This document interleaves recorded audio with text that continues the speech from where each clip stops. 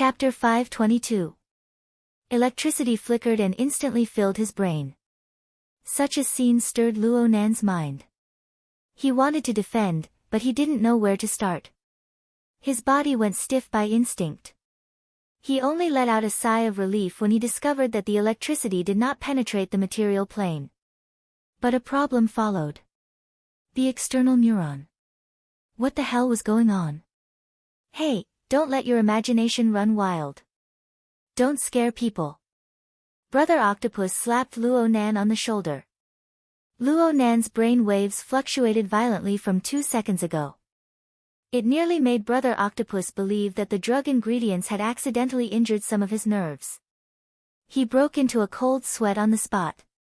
Luo Nan composed himself and raised his hand in apology. I'm sorry. It might be a stress reaction. Let me adjust a bit. Actually, Luo Nan didn't even know what he said. Right now his brain was filled with the external neuron, but he was completely clueless. How could he calm down for a time? Are you sure you're fine? Octopus was skeptical. He moved closer to the integrated interface of the device and looked at a few key pieces of data. He carefully considered the next dose. No. Hiss. I'm really fine. Luo Nan suddenly shivered. He shifted his gaze following this feeling and saw Ruiwen staring at him. Her pupils were deep. It was impossible to tell whether it was curiosity, concern, or pure observation. Though the abnormal activity of the external neuron did not affect Luo Nan's brain tissues, it seemed to have caused some effects within Luo Nan's sealed system. Ruiwen was temporarily residing within the sealed system. Naturally, she could sense it. And since it existed in the form of the condensation ring, it was the core link of the entire soul cloak. The corresponding fluctuations swept past all of Luo Nan's current monitoring regions. Fortunately, the electricity of the external neuron was withdrawn as soon as it was released. It swept past the depths of Luo Nan's polar domain. Even though there were some slight vibrations and effects, they were transmitted through the layers of mental curtains. By the time it permeated into Luo Nan's polar domain, it was already weak to the point where it was hard for Luo Nan to detect it. It didn't cause any effects to the outside world. Ever since he took the external neuron out of the flexible screen and allowed it to see the light of day once more, it had never been this agitated aside from the early active charging phase. What was the reason for this? Luo Nan's eyebrows jumped. He really wanted to immediately pull that thing out and size it up before his eyes. But he also knew that he was in front of people, and he was in the middle of injecting the drug. Both inside and outside were under the monitoring of the device.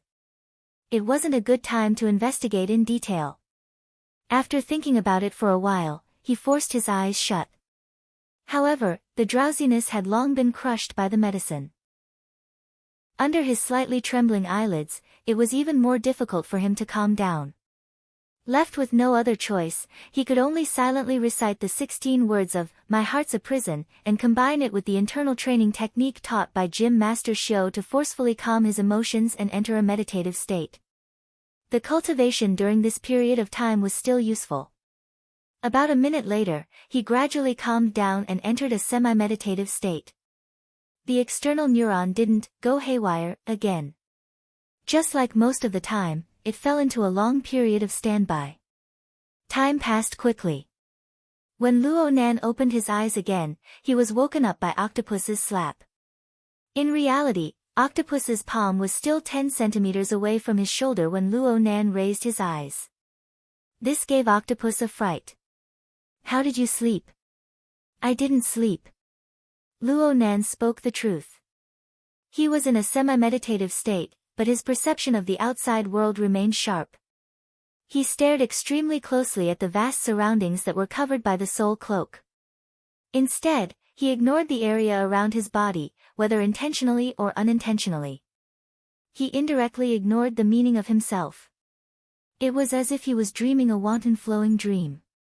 This was a small technique he had learned without a teacher from the theory of overall planning. It allowed a portion of the cerebral cortex to obtain rest. Under the general background of the strong stimulation of the entire cerebral cortex by the medicine, this sort of rest was even more rare and precious. Luo Nan couldn't care less about this small improvement right now. He waited for the infusion time to end, and several monitoring instruments left his body. He immediately focused his mind into the depths of his brain and locked onto the external neuron. However, 3 hours passed, and the brilliant light that flickered on the plane of nothingness didn't show any visible changes. It still existed in the state of the condensation ring. It hung in the void of his brain where the material plane and the mental plane intersected. Luo Nan pondered for a moment, and he suddenly came to a realization. He subconsciously tightened his grip on the loose-leaf notebook in his hand. His consciousness wasn't idle either. He brought up the system interface corresponding to the external neuron. Then he saw the gray icon of the visualization diagram on the main interface, which had been stagnant for 2 months. There was a slight change in brightness now. When Luo Nan's consciousness concentrated, the icon's download progress had already silently risen by a chunk. It went from a seemingly unchanging 99% to 5%. Should he express his happiness? Actually, this wasn't the most eye-catching change on the interface. What was truly eye-catching was that a new icon had appeared on the side of the gray visualization diagram. It was a complete structure made up of complex yet clear lines. It was a simplified diagram of the outline of the human brain. The entire diagram appeared to be in a transparent state, with only clear and distinct lines filling in the gaps of the inner region of the diagram. A few specks of star-like burning points dotted the gaps. There were also lines connecting them. At first glance, it looked very much like an ancient constellation diagram. It also looked a bit like the life sketches that Luo Nan's consciousness described. The most important thing was that this virtual brain icon was colored. The bright white lines displayed information that was completely different from the gray icon next to it. This app was already in the download complete state. It could be opened at any time. Octopus waved his hand in front of Luo Nan's eyes. "You're fine, right?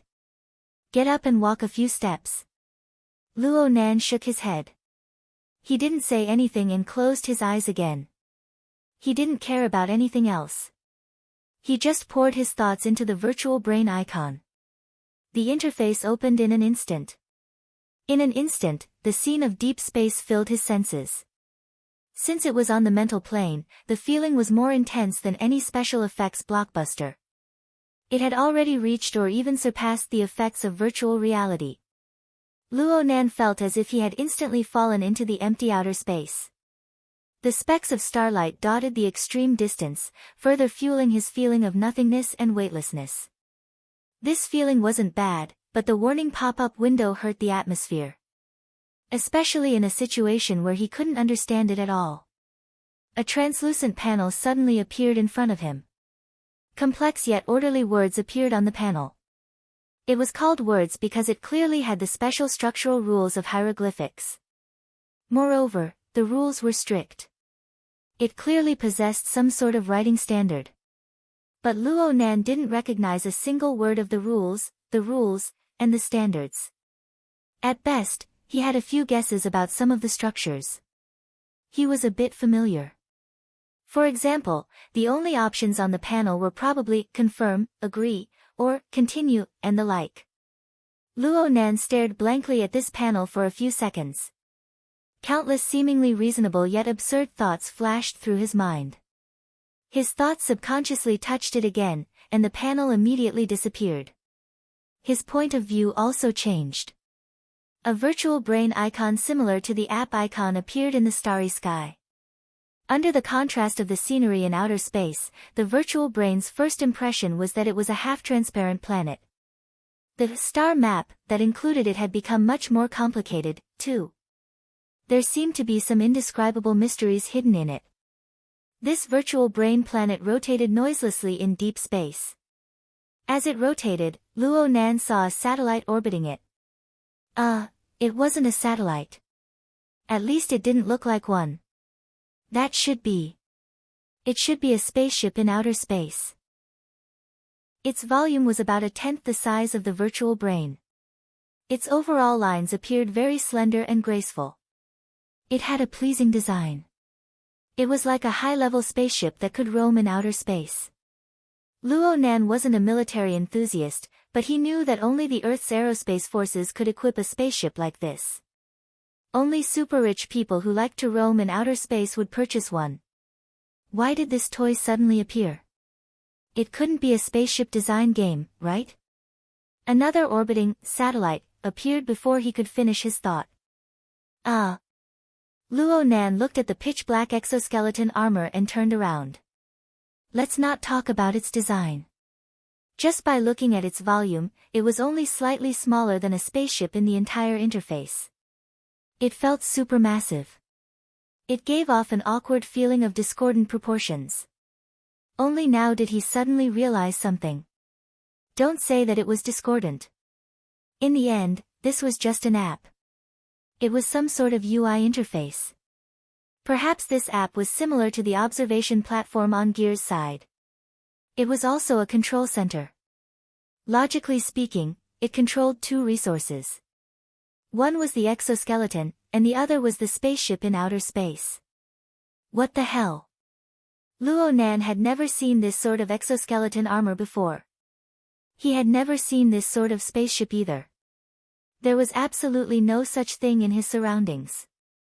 He probingly touched it with his telepathic thoughts. A clear feeling of sluggishness was fed back, allowing Luo Nan to probe a step further. The two satellites were both in an unreadable state. All right, this was quite reasonable. Luo Nan turned his telepathic thoughts to the central virtual brain planet. This time there was a response. Another translucent pop-up window popped out. It was still a paragraph of unintelligible text. But this time, two options appeared below the text. The form was quite clear, one was the selected state. The other was the unselected state. Luo Nan had often seen these sorts of options using normal logic. There was a high probability of one being yes, and one being no. The question was, what was it? What was it that was no? Though the interface gave him options, Luo Nan didn't have much leeway to choose. At best, he could flip a coin. Oh, he could also decide whether to choose now or to choose later. Luo Nan chose the latter. After all, now wasn't the best time to delve deeper. He had been in a daze for far too long. Octopus already wanted to put a new device on him. I'm fine. If you're fine, then why are you fainting? Who's fainting? Doesn't internal vision take time? A machine might crash when it does a self-examination, let alone the nervous system. Luo Nan stood up and moved his waist and legs a bit. He didn't see any changes, except for the brand new human-computer interface that had already been engraved into his brain. Chi-Ni-kun raised his hand to indicate to him at this time. On his hand was the wristband that Luo Nan had taken off before injecting the drug. This toy buzzed and vibrated. The collar displayed was none other than Moya. Chapter 523. The jeep slid down the street without a sound. It made a slight turn and entered a temporary parking space on the side of the street. It just so happened to exhaust its kinetic energy and stop. The lights inside the jeep lit up, illuminating the 5 people packed to the brim. Aside from the fixed group of Luo Nan, Rui Wen, Chi-Ni-kun, and Gao Da, there was another person in the front passenger seat. This person was also a familiar face, Cat Eyes. She had temporarily joined the security team at Luo Nan's request. Nominally, it was to make it easier to look after Rui Wen. In reality, it really was like this. It was just that there was a hidden condition, to better conceal some of Rui Wen's peculiarities, especially during the time when Luo Nan and she were temporarily separated. Of course, Cat Eyes' own investigative abilities were well known in the Xia City branch. She absolutely had the qualifications to join the security team. Chi-Ni-kun and Gao Da had no objections. Mr. Luo, don't worry. We will look after Rui Wen well. Chi-Ni-kun displayed his usual sense of responsibility. Cat Eyes, who was truly in charge of this matter, curled her lips. Okay. Luo Nan thought of the scene of Rui when killing Jin Tong in one strike when he said these words. Frankly speaking, it was quite difficult to look after a girl who could flash several hundred kilometers away at any time. Luo Nan revealed a smiling face to the girl beside him. Rui Wen, who was sitting upright by the window, withdrew her gaze that was cast deep into the night sky.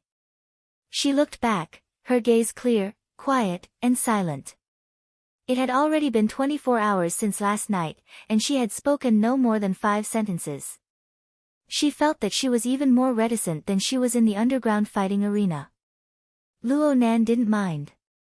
He spoke in a low voice, "We need to separate for a while. If you need anything, you can tell me at any time. You have the wristband and the hexear. My contact information is on them. If you really can't do it, you can come personally. See that road outside? Follow it straight ahead. My house is around 400 meters away." As long as Rui Wen had a clear location, she could come to his house as a guest in the blink of an eye. However, Qin Yikuan didn't have a perceptual understanding of Rui Wen's abilities. He just thought that Luo Nan was worried that Rui Wen wasn't used to being alone. He said, "Our surveillance point is nearby. It's an independent apartment. The environment is pretty good." Cat Eyes had been called to work overtime at the last minute.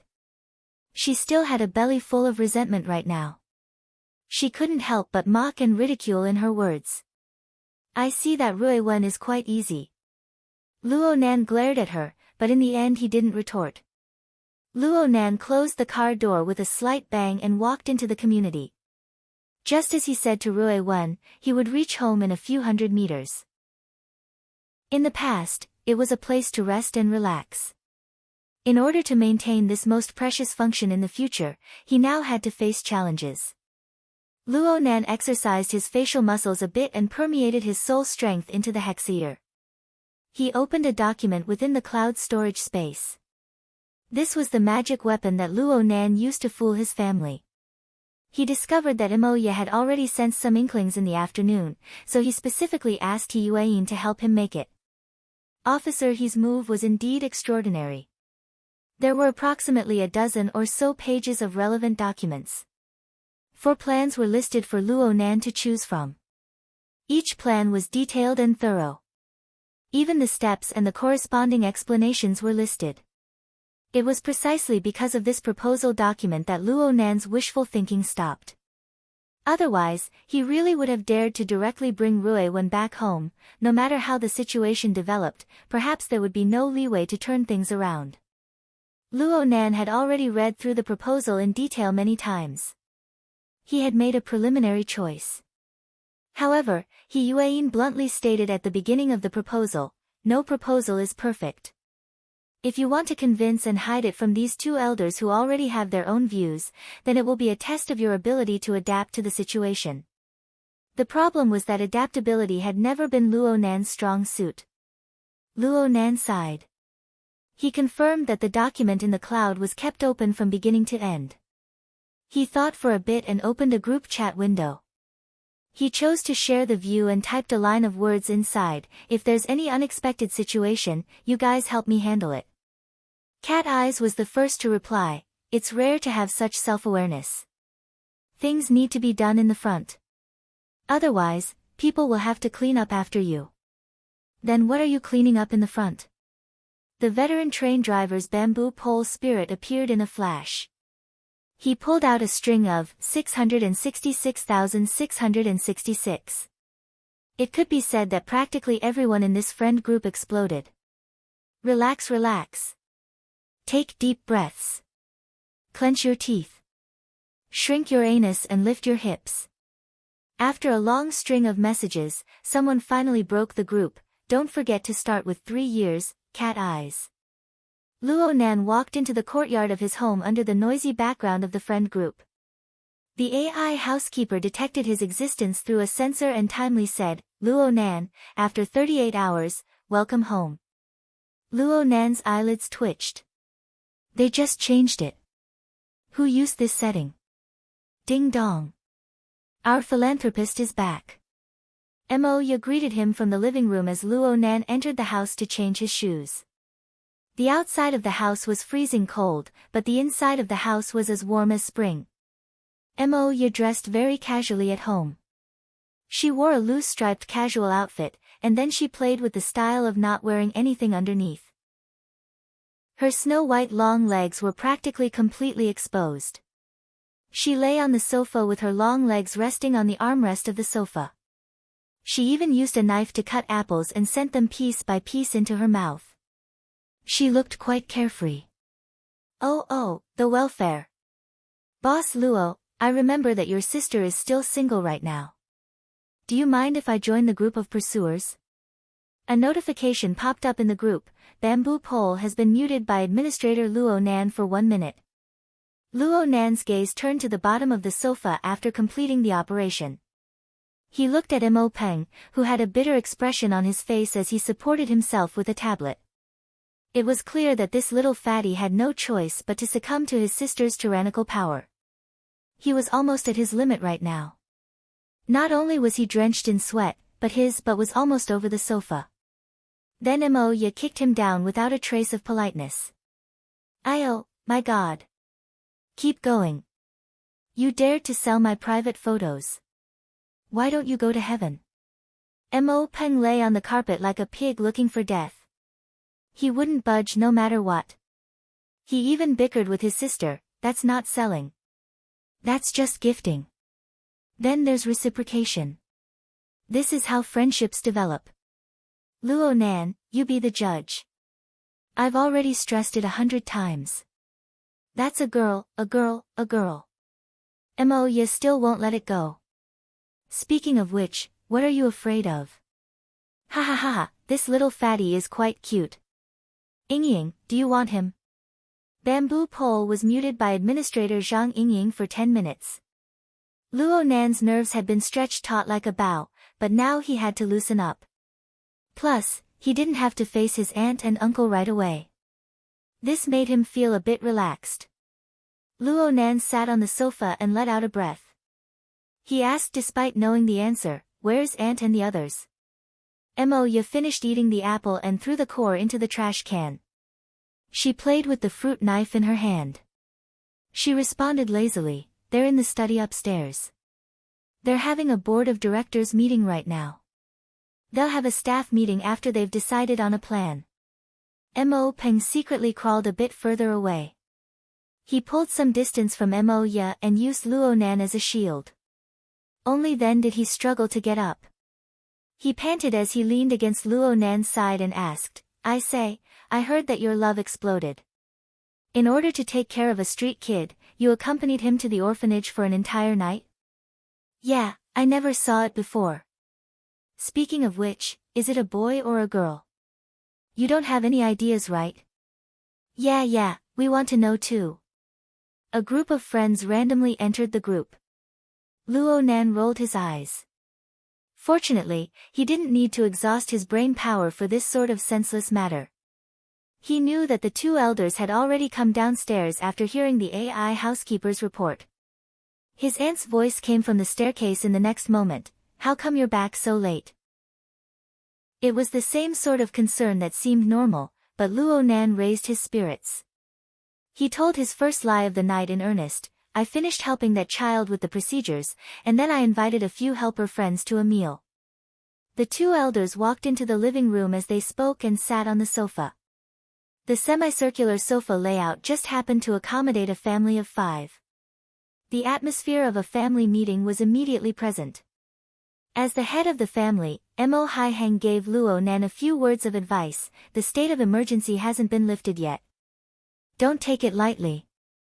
This sort of vicious incident where over 100 people died in a single night is rarely seen in the entire world, let alone Xia City. If I didn't hear from Moya that your friends are professional security circles, your aunt would have gone outside to bring you back. Luo Nan responded obediently and took the opportunity to explain a few words, laying the groundwork. After I learned martial arts from Gym Master Shou, I entered that circle. Many of my peers are in the security industry. Their personalities aren't bad. Emoya occupied the sofa all by herself. She felt quite uncomfortable. Luo Shuqing glared at her, but Emoya pretended not to see it. She spoke lazily, "You've entered the circle. Let's not talk about other things, but you've done things more efficiently. You've learned the skill of acting first and reporting later. Aren't you going to explain it to everyone? You're talking about Ruiwen." Luo Nan lied with his eyes wide open. "I'm just helping her with the procedures and giving her a legal identity." "What do you mean acting first and reporting later?" "Of course, it would be better if I could help her to the end." Emoya laughed. "How do you want to help her? That kid is really pitiful, but there are millions and millions of vagrants in the world. Are you going to help all of them?" Emoya was doubtful from beginning to end, but she was actually paving the way for Luo Nan with every word. She saved Luo Nan the unnecessary explanation and made it easier for Luo Nan to get straight to the point. Luo Nan licked his lips. He secretly thanked Emoya and took this opportunity. Ruiwen isn't a vagrant. His words set the tone. Luo Nan stood up and walked over to Mrs. Luo Shuqing's side with the loose-leaf notebook. He flipped to the flexible screen page and lit up the interface. He turned on the player and spoke in a low voice, "Please take a look at this." Luo Shuqing and her husband locked gazes and took the notebook. An image had already appeared on the screen at this time. There was also noise in the background. This was the result of Luo Nan deliberately turning the volume to the maximum. The image was shaky at first. It wasn't clear, but there was a sharp DJ-like voice that suddenly rose up, "Look. This kid is as thin as a hemp stick. She's the most hateful lucky person in the fighting arena. She's the plunderer who harvests gambling money. Ruiwen." The sound of cursing mixed in the background. It was the wanton venting of hundreds and thousands of spectators. They had all lost large amounts of wealth in the previous matches. They hated that damn skinny kid who didn't die to the bone. She lived through 3 life and death battles. She made countless people suffer, and she helped those lucky bastards. But today, she's going to face Ares, who has already won 97 matches. Our undefeated war god. There's no doubt that this is a deliberately arranged revenge. It's destined to be a bloody slaughter.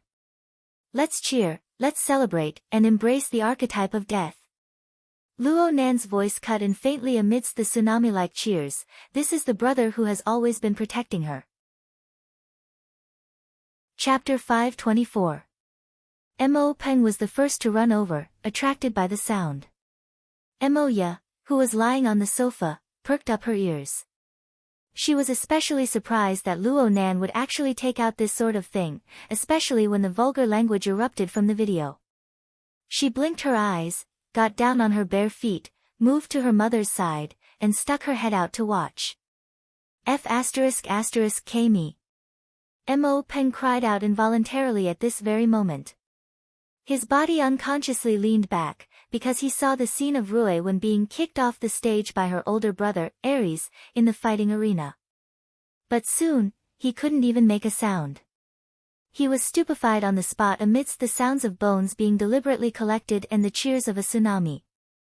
Luo Nan knew that this was the scene of Jack ruthlessly strangling Ares. The underground fighting arena under the control of Jack's gang did not allow things like mercy to appear. What awaited those contestants was certain death the moment they were discovered. Ruiwen was actually going to be eliminated back then. She was only able to live to this day because she was an experimental subject for a related plan and enjoyed the privilege of being exempted from death. There was no need to mention these things again. Just the scene played on the flexible screen was already enough.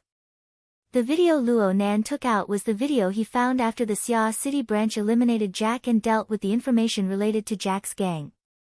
He Yueyin pulled them out and had an expert editor carry out the selection and splicing. It was used as a stepping stone for tonight's show. Straightforward and cruel, but it had the power to shake the hearts of people.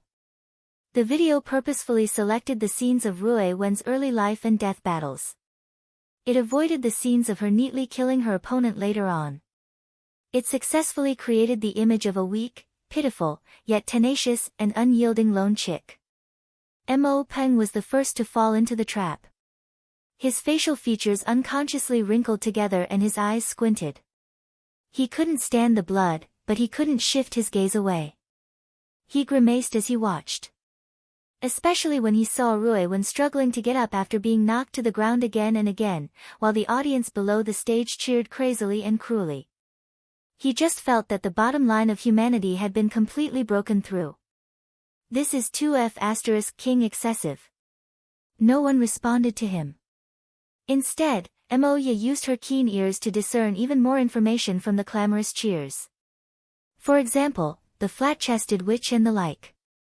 A woman. Emoya revealed a rare expression of shock and a bit of embarrassment. She's a woman. Luo Nan was a bit surprised. You don't know? Well, this was the fault of preconceived notions. Last night, in the dimly lit alley, Rui Wen had short hair and thin clothes. She was thin and flat, without any feminine characteristics or temperament. Emoya's first impression of her was that she was a little boy. After that, at the Santa Maria Charity Hall, Emoya left early. At the administrative center, she arrived late and did not see the specific information collected, so she misunderstood along the way. This misunderstanding shouldn't have happened, but when it happened to Emoya, the effect was surprisingly good. Mrs. Luo Shuqing was already unable to endure the scene in the video. She lightly pinched her forehead to buffer it for a bit.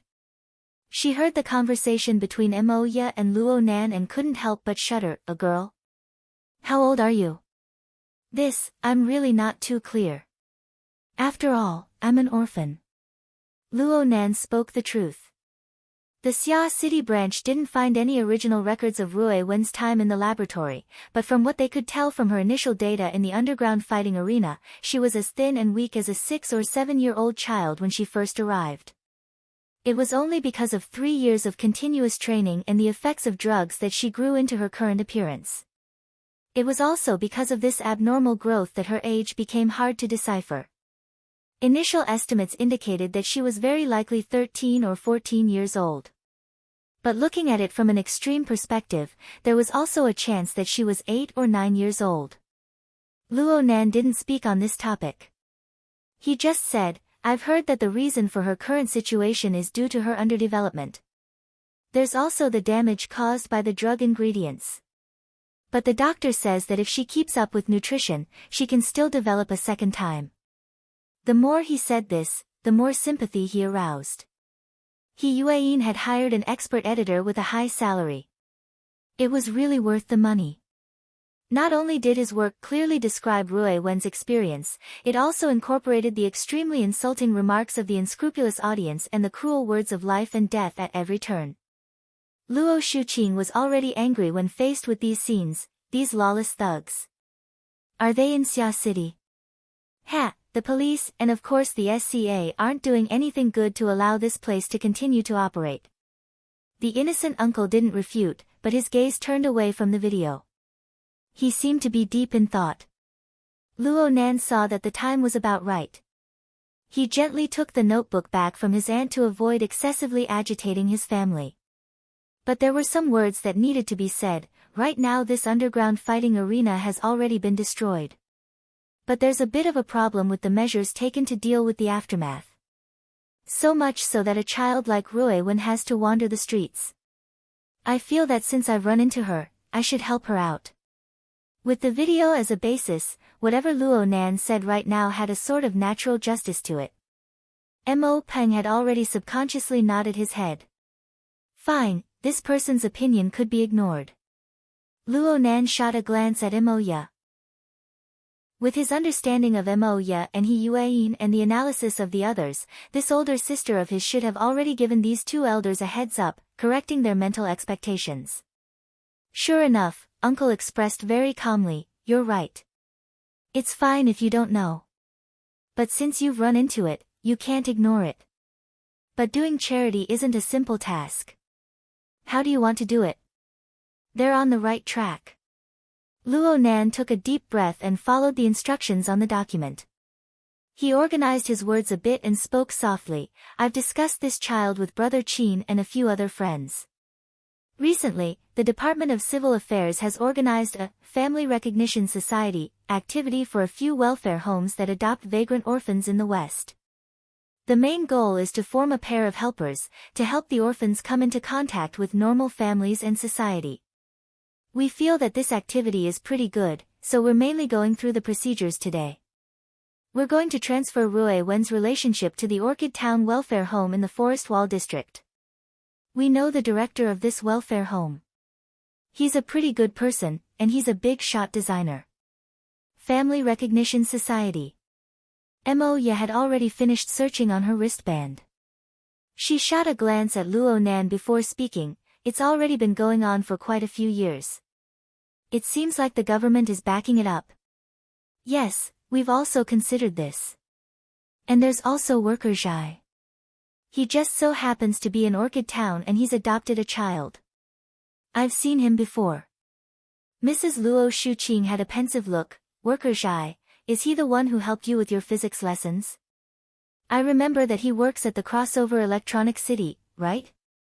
Yes, he's also an off-campus tutor for our school's Precision Electronics Interest Society. Here, this is a photo of them. Luo Nan used the virtual screen of his wristband to show his family. He had asked Di Weiwu to send this photo over. They were inside the welfare home. The two had natural expressions, and the environment was set up appropriately. It even gave off a bit of an artistic feeling. This activity is pretty good. Mrs. Luo Shuqing thought for a moment. It seems like the old Su couple from the company participated. They even posted it on their friends' circle 2 months ago. Luo Nan didn't respond. He just secretly clenched his fists. This was a good start. And the friends group also sent a wave of applauding emojis. The logic is clear. The expressions are on point. Old Zhai made a guest appearance in the background. I can take a screenshot for him. They've prepared quite amply. It looks like we don't need to get involved. The facts have proven that a certain someone has a talent for lying. Luo Nan recalled his previous speech. He felt that his performance was stable, and he felt a bit proud. Yuan's plan borrowed the name of the Family Recognition Society, and it was his own suggestion. He had obtained inspiration from the relationship between worker Zhai and Di Weiwu. It looked like there was a layer separating it from direct adoption, and it was more troublesome.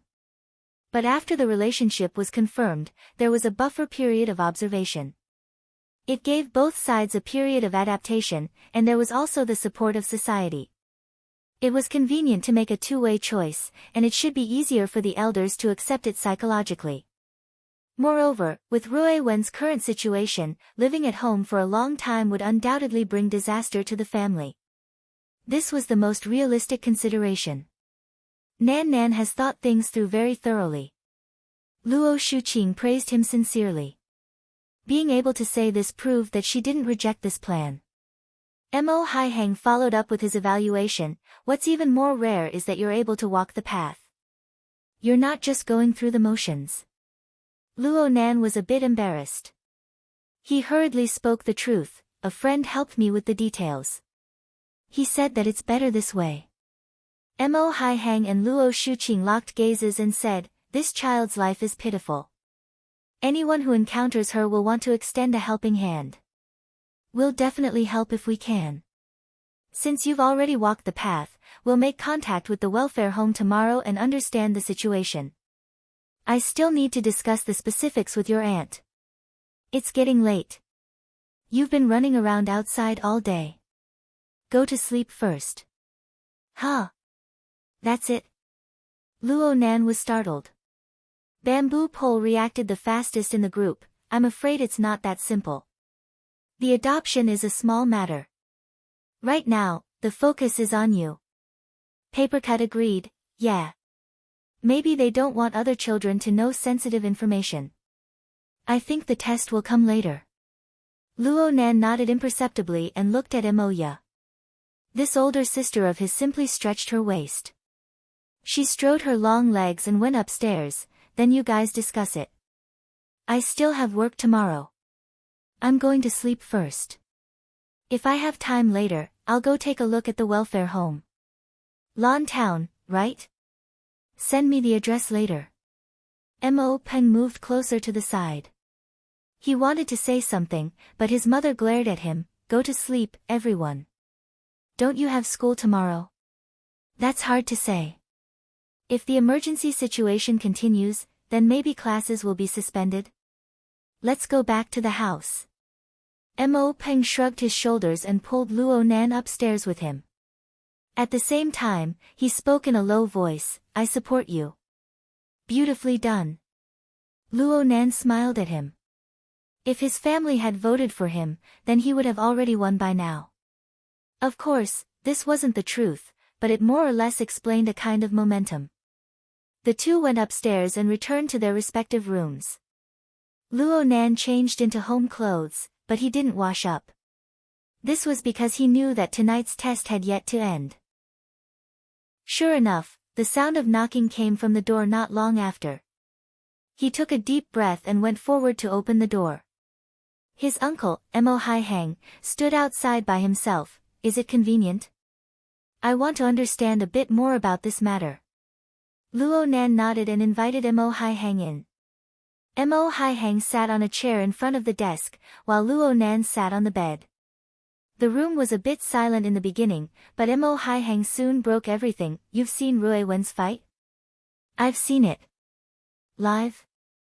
Yeah. Chapter 525. The first emotion that emerged in Luo Nan's heart when faced with his uncle's doubt was not nervousness. Instead, he let out a secret sigh of relief. It's finally here. Actually, this was much better than the worst-case scenario shown in the plan. Only one uncle and aunt came, and it was the wise and rational uncle. It was clear that they wanted to have a heart-to-heart chat, not a three-way joint hearing. This was already the most ideal situation. The more it was like this, the more he couldn't screw things up. The group of friends entered a state of silence at this time. Everyone had a tacit understanding to let Luo Nan calm his mind. Luo Nan carefully compared the plan in the document. He first silently apologized to his uncle. To the outside world, it was a relatively long period of silence. Then he spoke. It was an accident. Mo Haihang was unable to be satisfied with this answer. He frowned slightly. Accident? When did the accident happen? September 30th, which one? The night of September 30th, the Mid-Autumn Festival. We went to see Grandpa that day. You guys said that he could be at any time. Mo Haihang recalled seriously for a moment. His brows locked even tighter. Our entire family was together that day, aside from Mo Ya. From morning till night. But I was unconscious for a period of time. That night, after I met Yan Yongbua. It was at that time that I went to the fighting arena. Mo Haihang opened his mouth when he heard Yan Yongbua's name. In the end, he forcefully swallowed the words, nonsense, back down. His rational side prevailed, and the bizarre logic that had been circling in his mind naturally pushed out the answer, out-of-body state. A group of people exploded in the group of friends. Damn, he really is knowledgeable. It's normal for a high-level SCA technician to know a few things. The key is how to deal with it. Looking at this guy's expression, he must have guessed something beforehand, right? Speaking of which, is he about to confess? I want to see the document written by Secretary He. Luo Nan continued to calm his breathing amidst the chaotic messages in the group. He did his best to look at his uncle with a calm gaze. That's right. His uncle had a basic concept of this sort of thing. Since this was the case, he could save some words. From now on, the element of lies began to permeate. It had officially entered an irreversible domain. I was soul-bound at the time. My consciousness was entrusted to. The sound of flapping wings could be heard clearly in the pitter-patter of rain outside the window. Luo Nan made a gesture, and the automatic curtains slowly opened. An enormous bird could be seen extending its claws to hook onto the windowsill. Under the illumination of the light in the room, its pitch-black feathers seemed to completely melt into the darkness of the night. It's called ink. It was originally a very common bald crow. But I would use it to conduct some experiments, so now I've become a little different from a normal crow. That night, after my ability sprouted, part of my consciousness was placed on ink. I wanted to track down Yan Yongbua and find out more about that guy, but I ran into something along the way. I met a friend and took a wrong turn, entering the recycling stratum of the River Wu district. There, we discovered that underground combat arena and met Rui Wen. Luo Nan spoke to this point in a single breath. His heartbeat had already sped up unconsciously. Right now, he really couldn't go back. Mo Hai Heng was obviously stunned. He looked at Luo Nan, then he stared at ink outside the window. This happened a few times, but he actually didn't pursue the matter. He just said softly, "Then, are you an ability user now? Did you join?" Luo Nan nodded and finished speaking in a single breath, "Yes.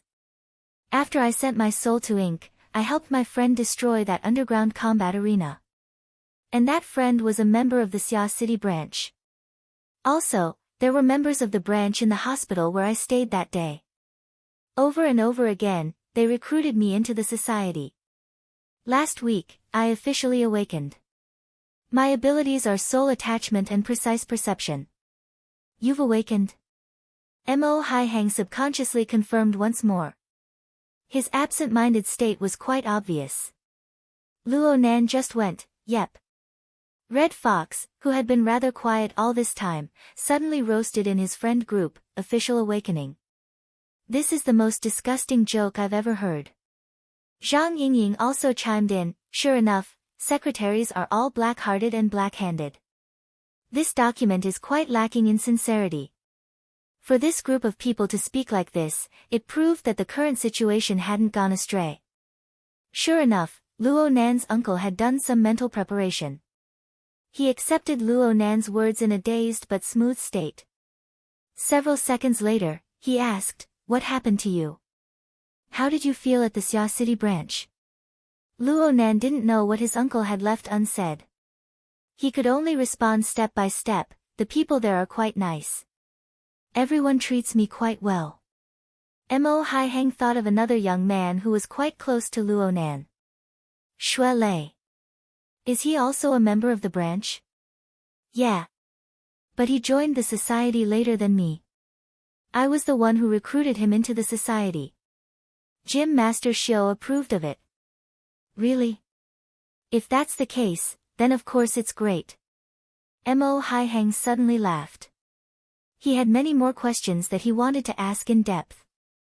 But he, who had rich experience in society, knew very well that it was impossible to interrogate Luo Nan about all of Luo Nan's ins and outs with just a few words. It wasn't just Luo Nan. The ability user society probably wouldn't allow it either. He could only continue to ask in a chatty manner, like a dragonfly skimming the surface of the water. "You've been in the society for over 2 months now. How have you been doing during this time? What kind of work has the society arranged for you normally? I don't have any clear duties right now. After all, I just joined the society not too long ago. My initiation training has just ended." The group of friends hissed. A certain person didn't have any clear duties, but the society didn't need to specifically arrange for him to find work for others from time to time. Even Mo Hai Heng didn't quite believe it. After all, Luo Nan had experienced quite a few things over the past 2 months. He could recall it with a single thought. What happened at Frost River Reality? That was the order of justice going crazy. I just happened to be there at the right time. Plus, President Ouyang and Her Majesty Empress Wu have already suppressed the matter. Luo Nan knew that it wasn't easy to win people's trust with these words. He thought for a bit and faced the uniformly raised middle finger from his group of friends. He spoke without thinking, "I was just unlucky that time. So far, the real work that the society has arranged for me is last month. I cooperated with a subordinate studio of the society to do some investigative work.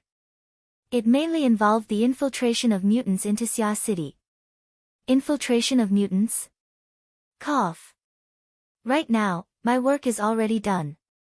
Actually, it's very simple. I just need to divert some of my energy to ink. Then I'll let it do its work. Bamboo Pole finally had the chance to remind Luo Nan. Stop. Stop. That's about it. Talking too much might make things worse. Luo Nan stopped in time. Mo Hai Hang, who was at the center of the authority department, automatically filled in the details.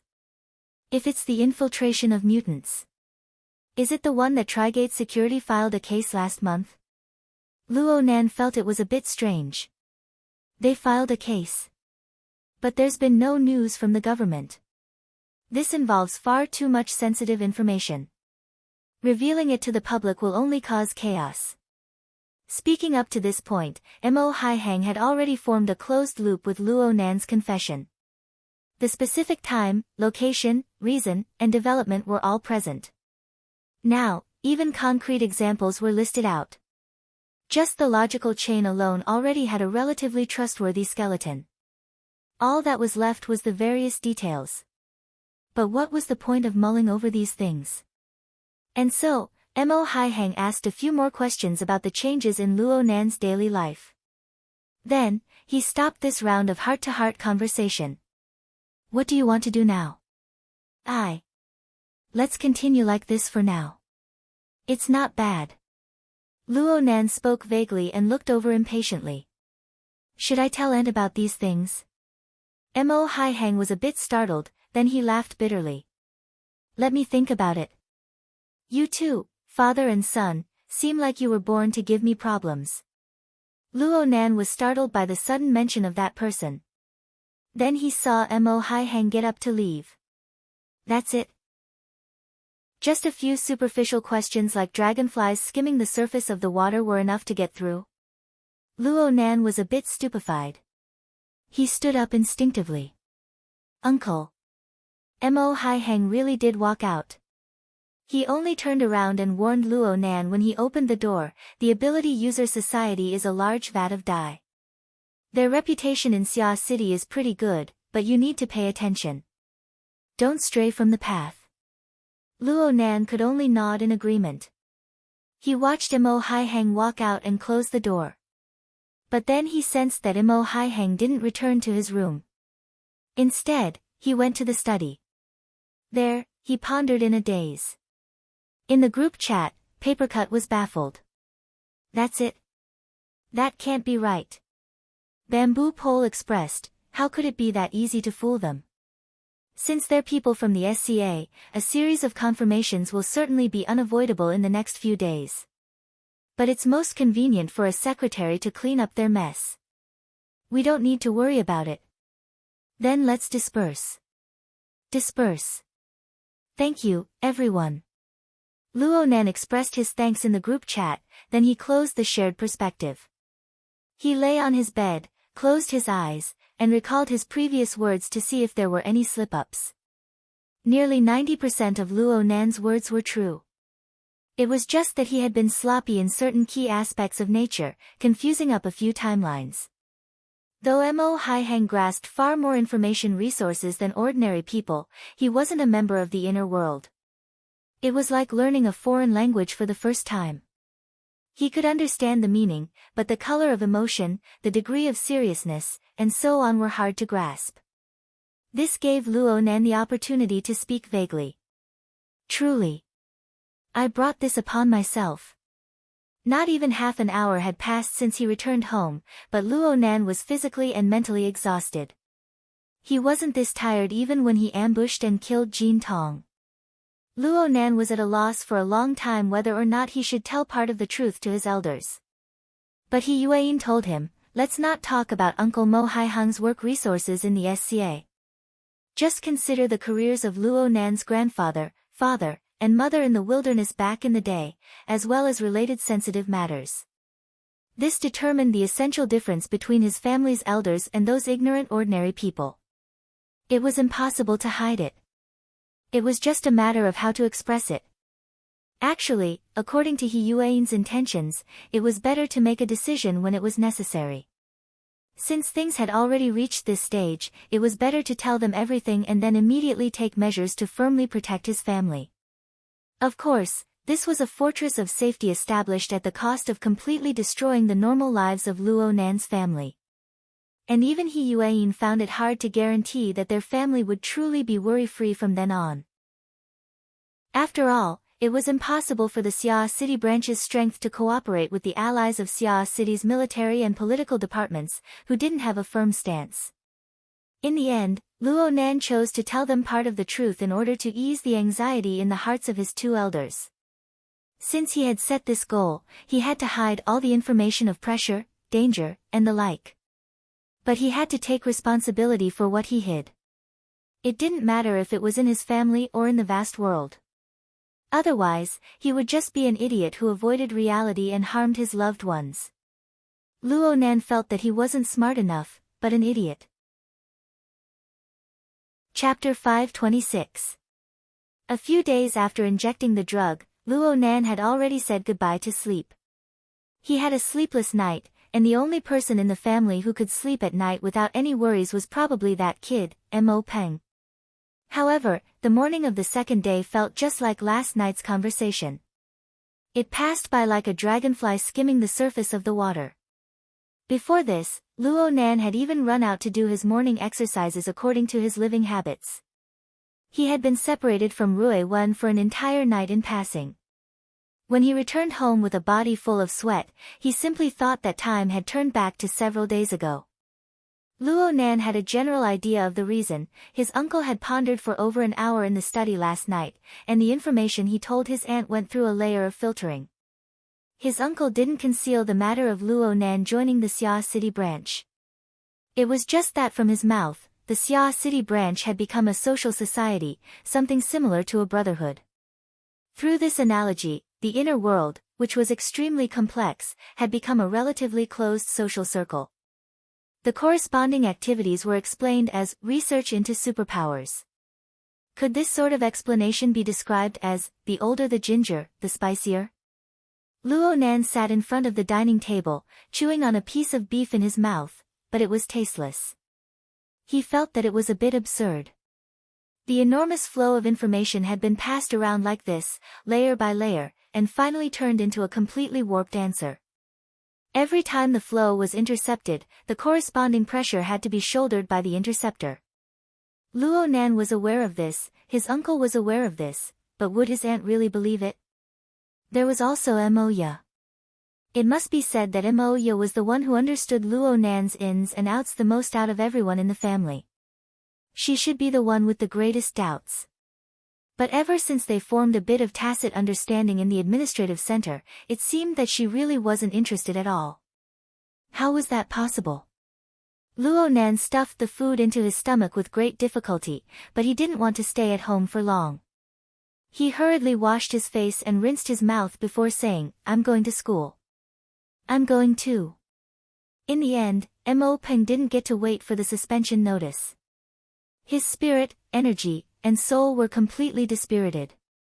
He could only wave his hand weakly and follow Luo Nan outside. The two had just reached the entrance when Luo Shuqing suddenly spoke from behind, "It's getting late. I'll send you off." "There's no need. It's just a matter of 2 steps. Forget it.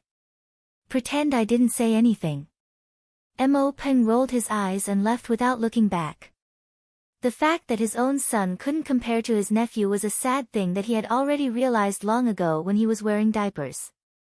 But Luo Nan cried bitterly in his mind. He could feel his uncle and Mo Ya's gazes cast over at him at this time.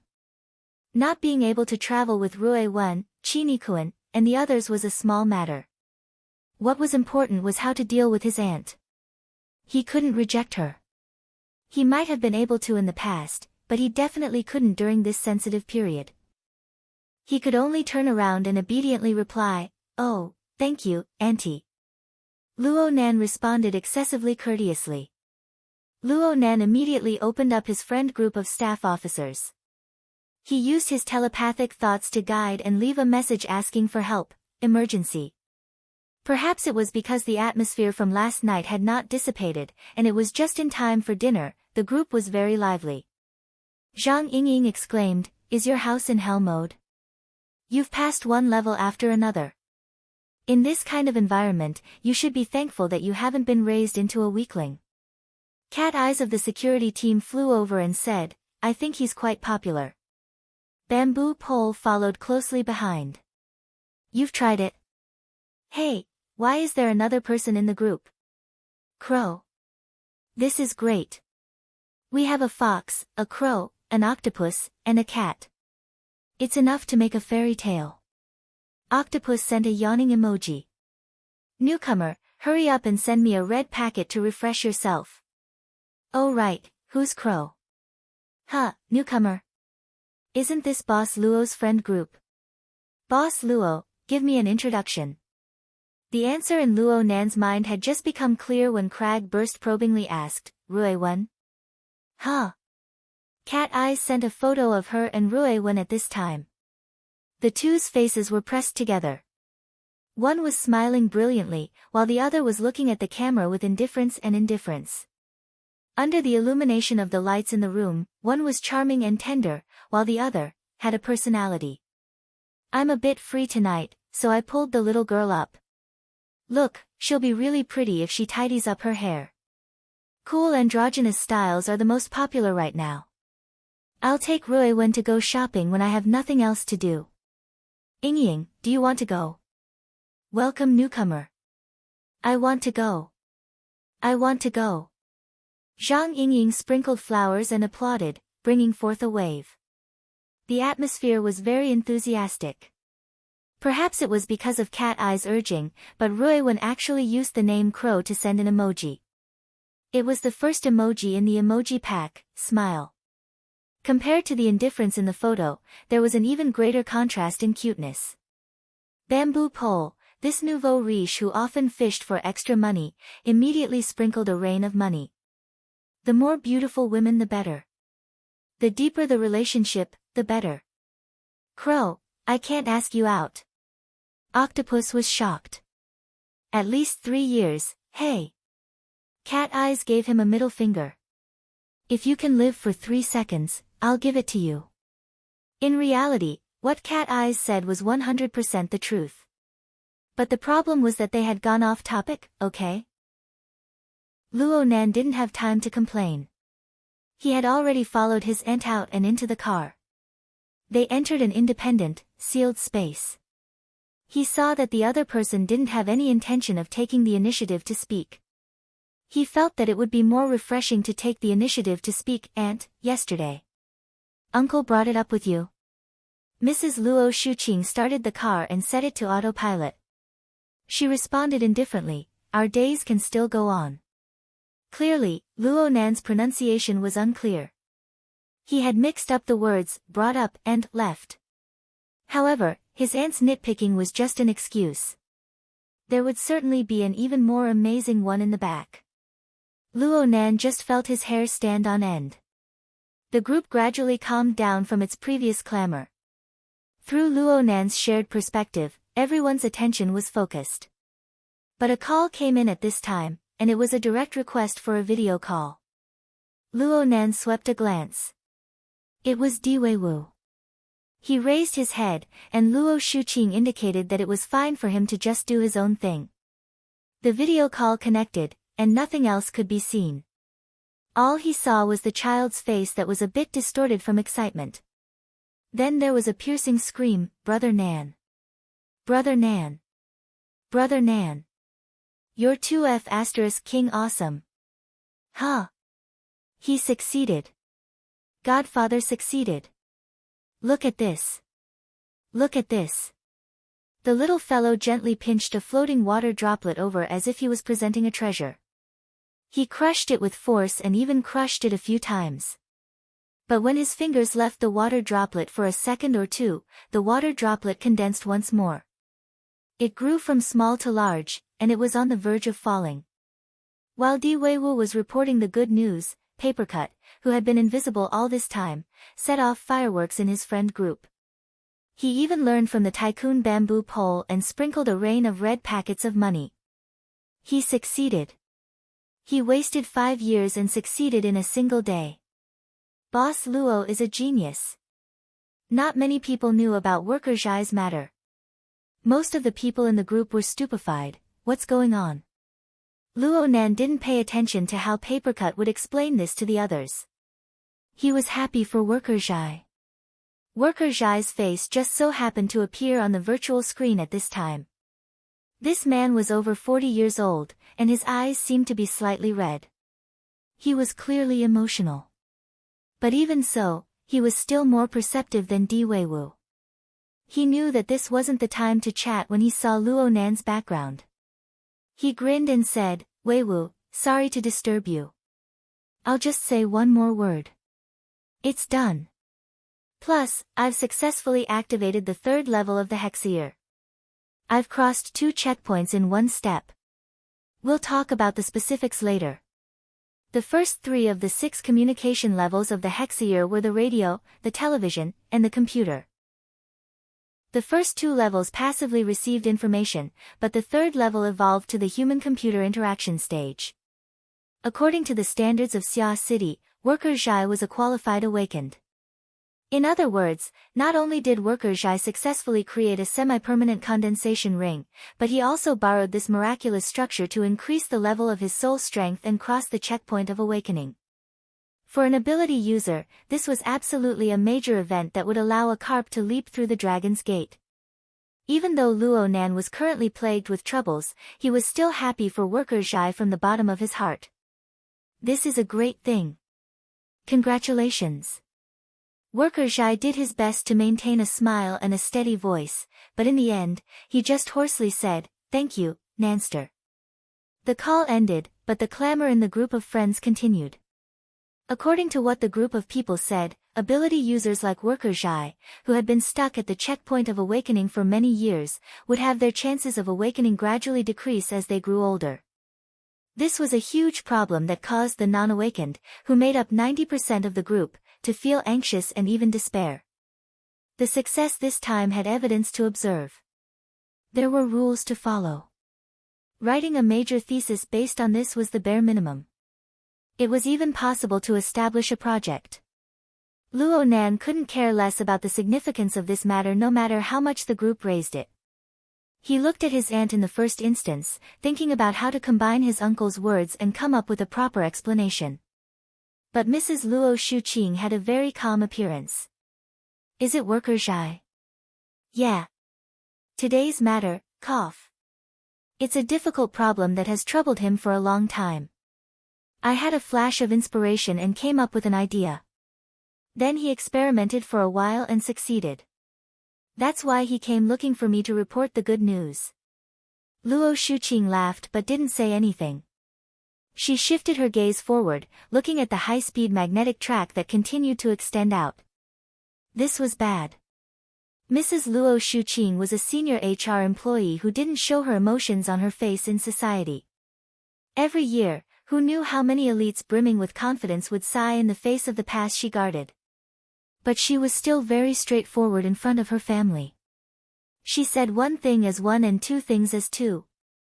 Once she was silent, it meant that she had something very heavy on her mind. This wouldn't do. Luo Nan's head hurt. No matter how hard he steeled his resolve to kill and intimidate, it was to the outside world. The change in the atmosphere of a family couldn't be stopped by the destruction of the human body. He tried to communicate. "Aunt." Before he could finish speaking, he saw Mrs. Luo Shuqing's elbows press forward. Her body leaned forward, and her chin pressed against the back of her hand. Her entire body just lay on the steering wheel, staring straight ahead at the road. At this moment, she was no longer a solemn elder, nor was she a dignified executive. Instead, it was as if she had returned to 20 years ago, the age of youth. Chapter 527. Luo Shuqing's expression of indescribable emotions caused the atmosphere in the car to become increasingly strange. Luo Nan didn't dare to disturb her, but his keen senses discovered that the moisture on his aunt's cheeks had increased a bit. Was she crying? The car drove on the low-altitude traffic zone. The morning traffic surged and shuttled back and forth. No one paid attention to the feeling of being in this ordinary family car. Luo Nan instinctively wanted to seek help from the staff officer team, but he saw his aunt's figure lying on the steering wheel. Her emotions were so desolate and low. Was this something that an outsider's staff officer could solve? He instinctively felt that something was wrong. His friends noticed the situation in the car at this time and the clamor died down. But strangely, no one gave him any ideas. The silence on both sides made Luo Nan suddenly realize something. Yes. How could an outsider deal with a family's emotional problems? He subconsciously cut off the shared view and closed the group chat. But this didn't help his ability to solve problems. His mind was still a field of blankness. His aunt suddenly called out his name at this time. Her pronunciation carried a bit of a nasal sound. Your birthday is coming soon, right? Ah, me? It's June. I'm talking about your father. Luo Nan was suddenly stupefied on the spot. His aunt knew of his serious dissatisfaction with that person these past few years. She rarely took the initiative to mention it, so Luo Nan had already lost the relevant reaction. Should he be angry? Should he be furious? There was an instant when Luo Nan's heart was blocked by some sort of negative emotions. But the amount that truly surged to his head was much smaller than he imagined. Luo Nan had a general idea of what was going on. He discovered that the deeper he cultivated, the more frequently he could see traces of that fellow. Even if he missed and admired his mother's achievements, it was impossible to overlook the faintly discernible shadow under the brilliant radiance. Plus, there was still the external neuron. Luo Nan suddenly discovered that a considerable portion of the negative emotions that soared in his mind were directed at him. He felt like a child. His heart was clearly filled with resentment. He felt that all of his righteousness and grievances were occupied by an adult. But when an adult sent him a candy, he couldn't help but chew and eat it. There was even a hint of delight in his heart. Where's your backbone? Where's your righteousness? You were so angry for so long. Was it just a hypocritical gesture for a candy? Duh.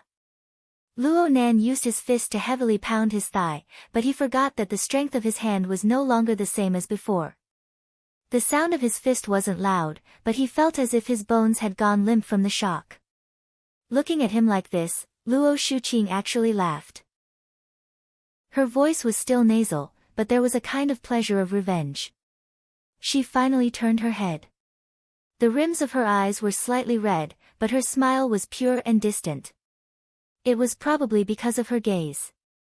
She was clearly looking at Luo Nan, but it was as if she was looking at an old friend who had traveled far beyond the heavens.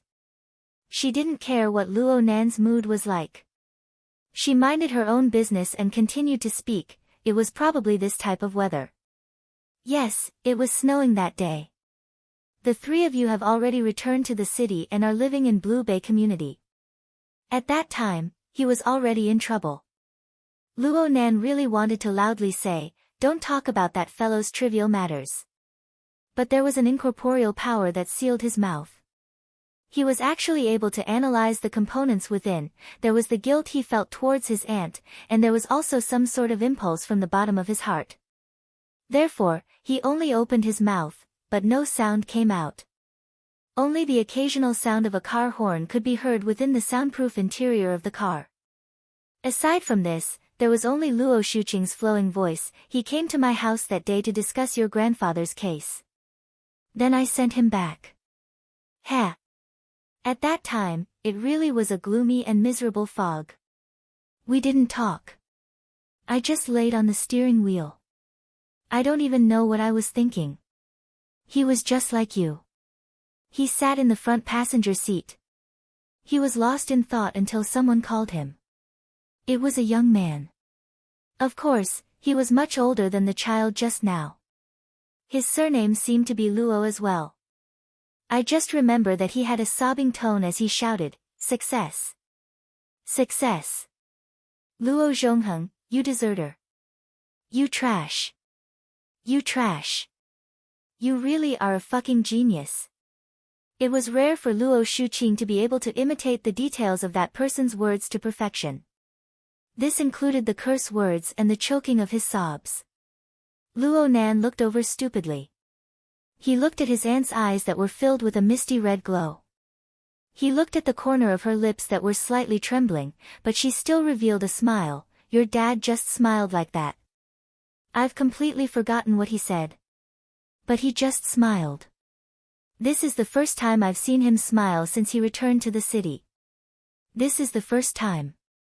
Tears finally overflowed. They overflowed her nose and dripped onto the steering wheel. Luo Shuqing didn't wipe them. She continued to lay on the steering wheel. She gazed at Luo Nan with the side of her face. She just extended her hand and lightly touched the back of her nephew's hand on his knee. What that person said was correct. What that child said just now was correct as well. You two, father and son, are both geniuses. One idea, one suggestion, one direction, and you can benefit others. You are undoubtedly geniuses. She didn't know how long it had been, but the smile never left the corner of her lips. She just expressed her emotions like this, without any concealment. I'm very happy. I'm very happy. Luo Shuqing didn't mention anything related to the society, ability users, or any other related matters during the entire journey. She only asked about worker Zhai. She asked about Di Weiwu. She asked about Rui Wen. She only wanted to know about the geniuses related to Luo Nan. As for the others, she knew that it was meaningless. The car passed through 4 city districts and arrived at Acumen College. Luo Nan got off the car and sent off his aunt. He still stood motionless in his original spot. He just felt a bit absent-minded, a bit misty, and a bit complicated. However, a certain place in the depths of his heart gradually stabilized. It wasn't until the flow of people in the school gradually thickened and the gazes of many people gathered on his body did Luo Nan realize that he had been in a daze for far too long. Qin Yikuan and the others should have brought Rui Wen over by now. Luo Nan opened up his friend group once more, but he saw that this group of people had a tacit understanding. They no longer mentioned anything related to his family. Right now, the topic of their discussion revolved around worker Zhai. They revolved around his breakthrough, the specific process and method of his successful awakening. Papercut was truly happy for worker Zhai. He was crazily promoting the marvels of the condensation ring. Of course, this included Luo Nan's miraculous train of thought and pointers. Looking at Papercut's posture, it was as if he hated that he couldn't just say, Luo Nan shall rise as the descendant of a martial emperor. Luo Nan blushed a bit when he saw this, and the emotions in his heart faded a bit. He simply sent a blushing and embarrassed emoji. Papercut didn't care about Luo Nan's current mood. He just stuffed a large red packet over. Introducing you to old Zhai was the wisest decision I've made in all these years. I'll have him treat you later. Everyone, sit down and keep him company. Luo Nan subconsciously opened the red packet. He was shocked to see that there were actually 5 honor points inside. This wasn't something that could be converted with money. He was immediately shocked. This isn't appropriate. It's fine. I'm happy. Plus, exchanging 5 points for an awakening is too freaking profitable. Bamboo Pole sent 2 thumbs in praise. Brother Papercut is heroic. Boss Luo is a genius. One by one, the people below followed suit and lined up. Even Rui Wen was at the tail end of the line with A+8. It was unknown if she did it herself or if Cat Eyes helped her. Luo Nan simply asked from below, where are you now? Parking lot, exit A4. Xue Lei, who had been accompanying Gym Master Mao Dong for the past 2 days, and who was also in charge of protection, exploded out at this time. Xue Lei had a stupefied expression. What's going on? While Xue Lei laboriously flipped through the historical information under everyone's reminder, Zhang Yingying said to Luo Nan, look over here. Look over here. Your chance to win a new nickname is here. Luo Nan replied with a head-scratching question mark. It was rare for Zhang Yingying to formally send a long paragraph of text. The boss is very interested in your and worker Zhai's train of thought and method. He feels that this is a new direction in the application of the dripping sword. It will be helpful to those who have not awakened or have just awakened. It just so happens that the elementary training class is about to start. Luo Nan, hurry up and write the lesson plan. I'll let you go this year. Luo Nan only replied with an ellipsis. The others grew more and more excited. Congratulations. You can call him Teacher Luo in the future. Professor Luo is still more pretentious. The boss hasn't gone on stage yet. Do you want to practice in a small area first? We'll give you some face. Luo Nan sent a sweating emoji. No way. How many days has it been since I finished my basic training? Plus, it's just an idea. Worker Zhai is the one who came. Shouldn't Worker Zhai be the one to go? None of them can escape. Worker Zhai wants to participate in the exchange of experience. Hurry up and notify him, Papercut. No, just pull him into the group. It should be fine to use the hexaear. Of course it's fine. I'll go pull him in. Papercut went to invite Worker Zhai into the group. Luo Nan's thoughts grew firmer. Having Worker Zhai is enough. Why would I join in the fun? You guys know that right now, I'm in a terrible mess. I can't split myself up.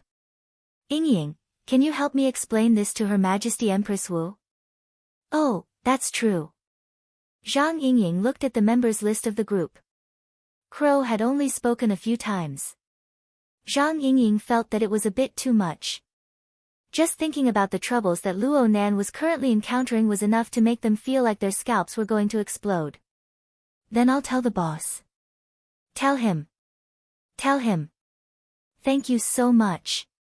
Luo Nan managed to get out with great difficulty, and he saw Rui Wen and the others at the exit of the underground parking lot. Let's go to Gear first.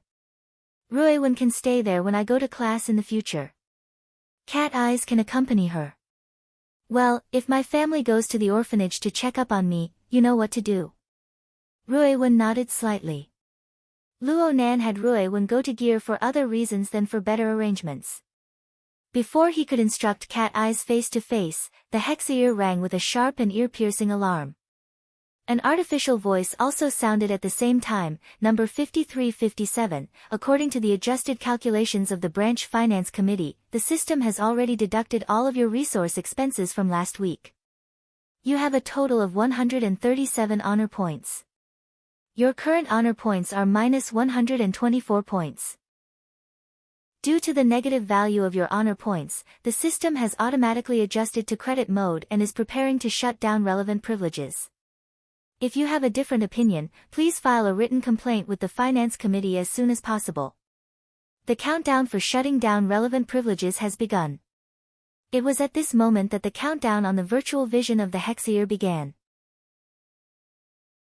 Chapter 528. A minute later, Luo Nan looked at the bill sent by the Finance Committee. He had already forgotten to walk. The bill listed in detail the status of all his honor points since December 3rd. Luo Nan's only income came from the large red packet that Papercut had given him a few minutes ago. Everything else was expenses. Only the expenses of the computing space existed in Luo Nan's memories. He had spent a total of 10 honor points. But the remaining 127 points, those inexplicable names. Appearance fees. Intelligence support. Network consumption. Lawyer fees. Accounting costs. What the hell is this? Luo Nan was a bit restless. It must be known that the Society's honor points could be exchanged through official channels for 1,000,000 points per point. This was a debt of over 100 million. And it was a one-way exchange. He could only exchange points for money. He was not allowed to exchange money for points. In reality, it was impossible for anyone to exchange points for him. Honor points were the only currency in circulation on the Society's resource trading platform. Aside from bartering, the rare resources on the platform could only be traded with this virtual currency. Luo Nan was a bit far away from these things. Right now, he just couldn't figure out what these expenses meant. Looking for He Yueyin and secretary, he was definitely the right choice. secretary. He was very surprised when she heard the news. She understood the situation before giving Luo Nan a more detailed report. The finance committee believes that you have consumed a large amount of the branch's internal resources starting from the night of the 8th. This includes, but is not limited to, the transfer of society members, the use of contacts, intelligence work, and so on. Following this, the corresponding resources must be coordinated in order to ensure the effectiveness of your family members' response plan. Many of these resources are exclusive to the society and even private individuals. So, if you want to carry out the plan, you must pay corresponding compensation. Of course, the compensation in the inner world, credits, and the like were meaningless. They were impossible to measure. The only thing that could be used to pay was the honor points that circulated within the society. In other words, if Luo Nan's uncle were to use the SCA's resources to continue an in-depth investigation of Luo Nan's current situation, the corresponding expenses would increase according to the finance committee's new calculation method. Right now, your authority in the society has been changed to be supported by the credit system. The society expects you to have 1,000 credits, but you need to repay a portion of the principal and interest every month. If you can't make ends meet, 1,000 credits will be deducted. That would be bad. So. You've offended Her Majesty Empress Wu. He Yuan's conclusion was concise and clear, going straight to the heart of the matter. Her Majesty Empress Wu is the person in charge of the finance committee. All accounts have to go through her signature for confirmation. She has the authority to adjust the calculation of the relevant accounts, as well as to make evaluations regarding certain privileges. Luo Nan was a bit stupefied. Yesterday he was helping to shelter her from the wind and rain. Why did he turn hostile today? Did you bump into her somewhere? How is that possible? I also. Hold on.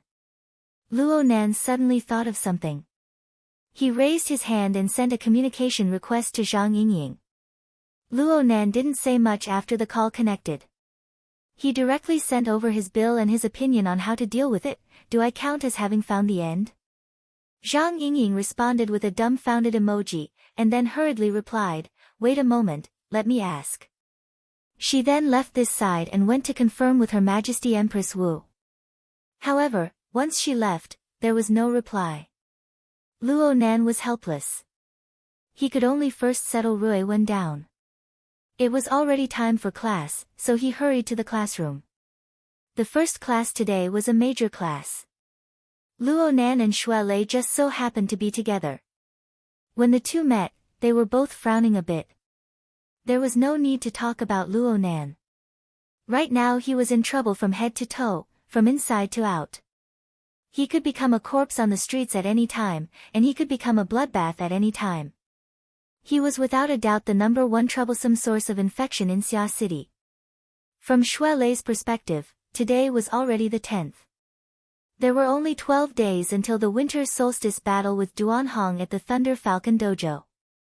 He still hadn't found a perfect plan up until now, and he couldn't just stand by and watch Luo Nan's troubles with folded arms.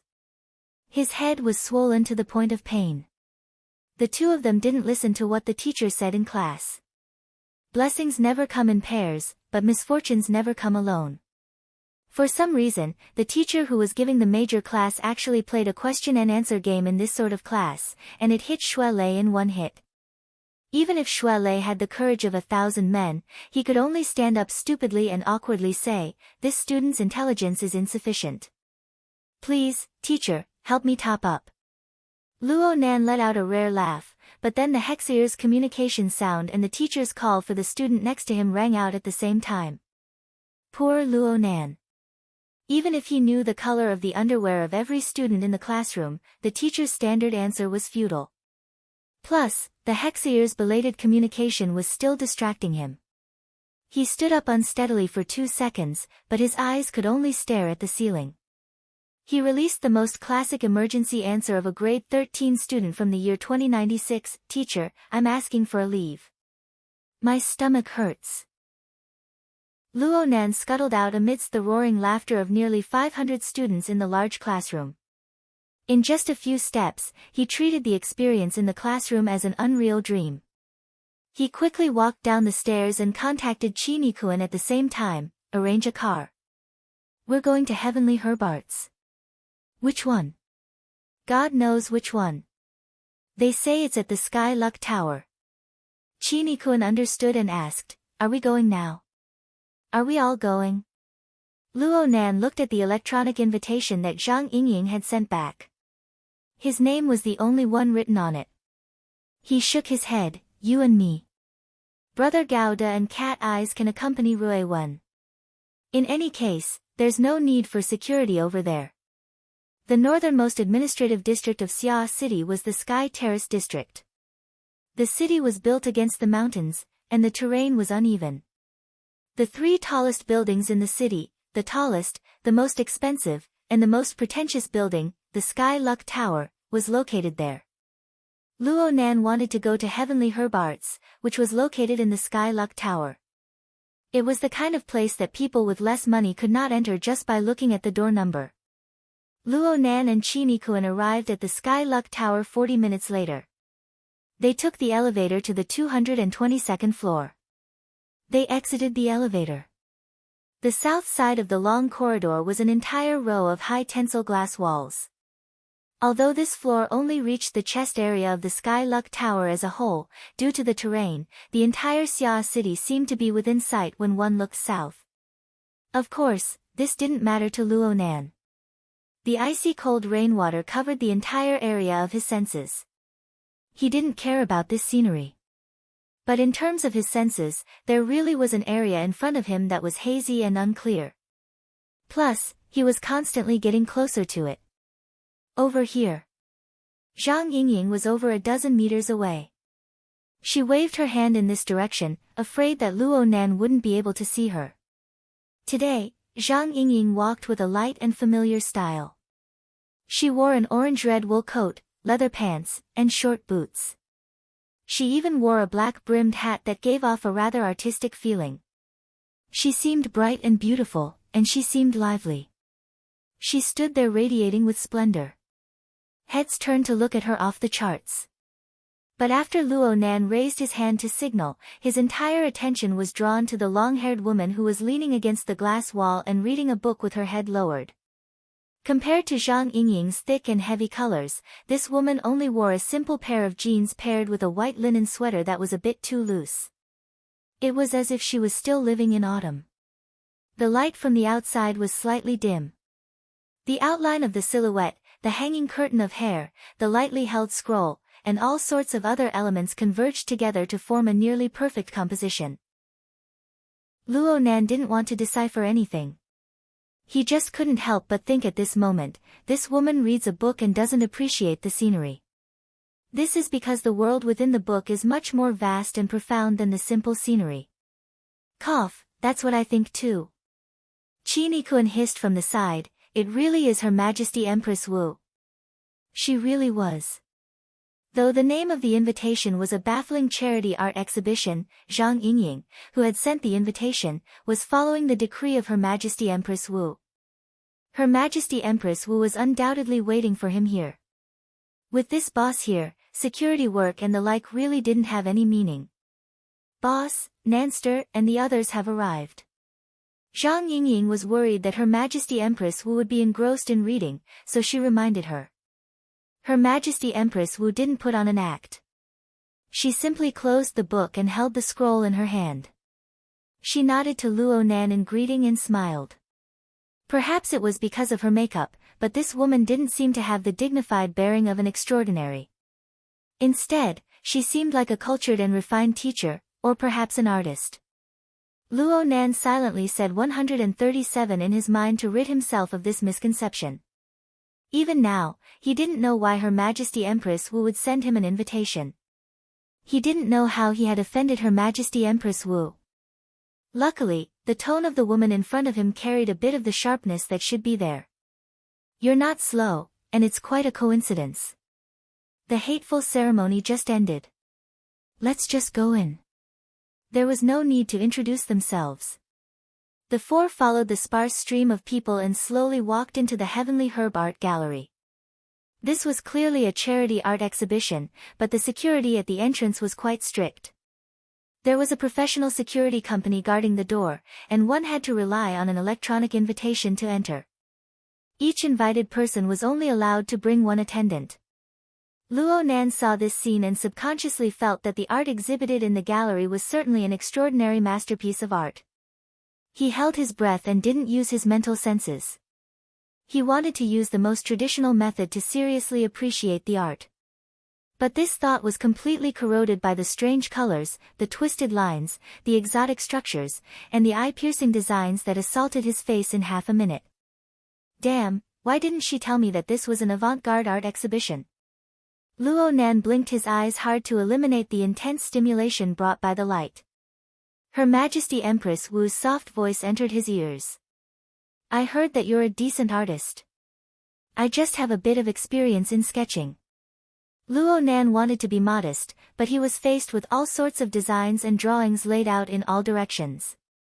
He couldn't help but spit out a sentence. I don't understand these styles, and I can't appreciate them. It's fine if you don't understand. In today's society, people can't understand paintings. It's fine as long as the explanation is self-justifying. A successful expression, a successful operation.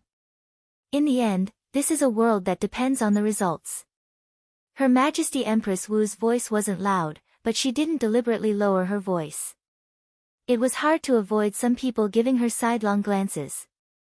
However, they walked leisurely, and they soon pulled apart the distance between them and the people who were forcefully appreciating the paintings. The skill lies outside the painting.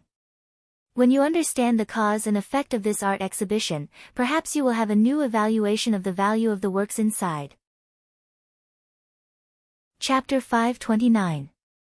Cause and Effect.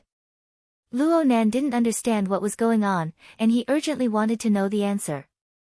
Her Majesty Empress Wu didn't have any intention of giving a lengthy explanation. It was time for the attendant to appear. Zhang Yingying was facing a certain painting, the reflection of the glass outside. She was fixing the position of her hat. She received an order from her boss, so she winked at Luo Nan and waved her hand. Right now, there are a total of 214 paintings and 67 other works on display in this art museum. Their creators include 15 city councillors, as well as over 40 councillors' relatives and good friends and the like. If I do some serious calculations, it probably covers a fifth of the seats on the city council. Is that so? Luo Nan was able to understand the meaning behind this. Zhang Yingying raised the brim of her hat and continued with a cadence in her voice. The organizers of the event believe that this will be a successful exhibition and charity auction. You definitely didn't see the attachment to the invitation. The starting price of every work is over 200,000. The highest can reach 2 million. People without a certain level of authority, credibility, and wealth can't even enter the door. The income from the art exhibition will all enter a specific foundation. It's a good-hearted foundation with operating expenses not exceeding 75%.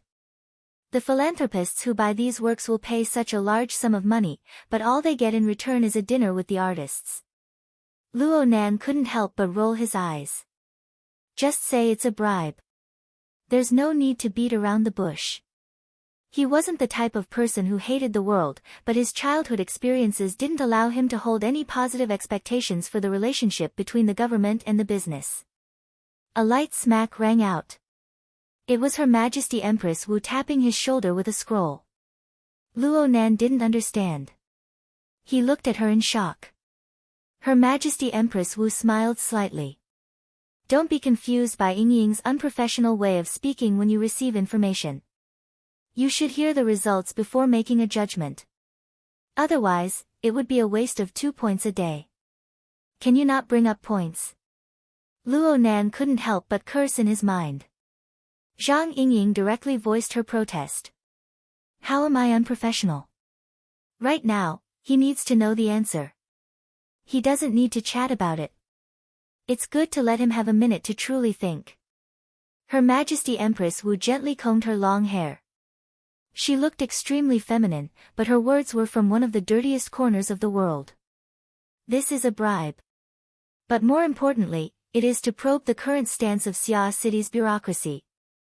At the same time, there are also arrangements against the military. Just last night, the research and development project that the military and Boehmer had cooperated for many years suddenly achieved a breakthrough. Once this outer space survival system was successful, it would effectively enhance the efficiency of the frontier development bases on the Moon, Mars, and Europa. The military could even directly dispatch Deep Blue Walkers to carry out individual expeditions, greatly increasing the efficiency of development. The progress of this project is 2 years ahead of schedule, which can save the aerospace army nearly $20 billion in research and development costs.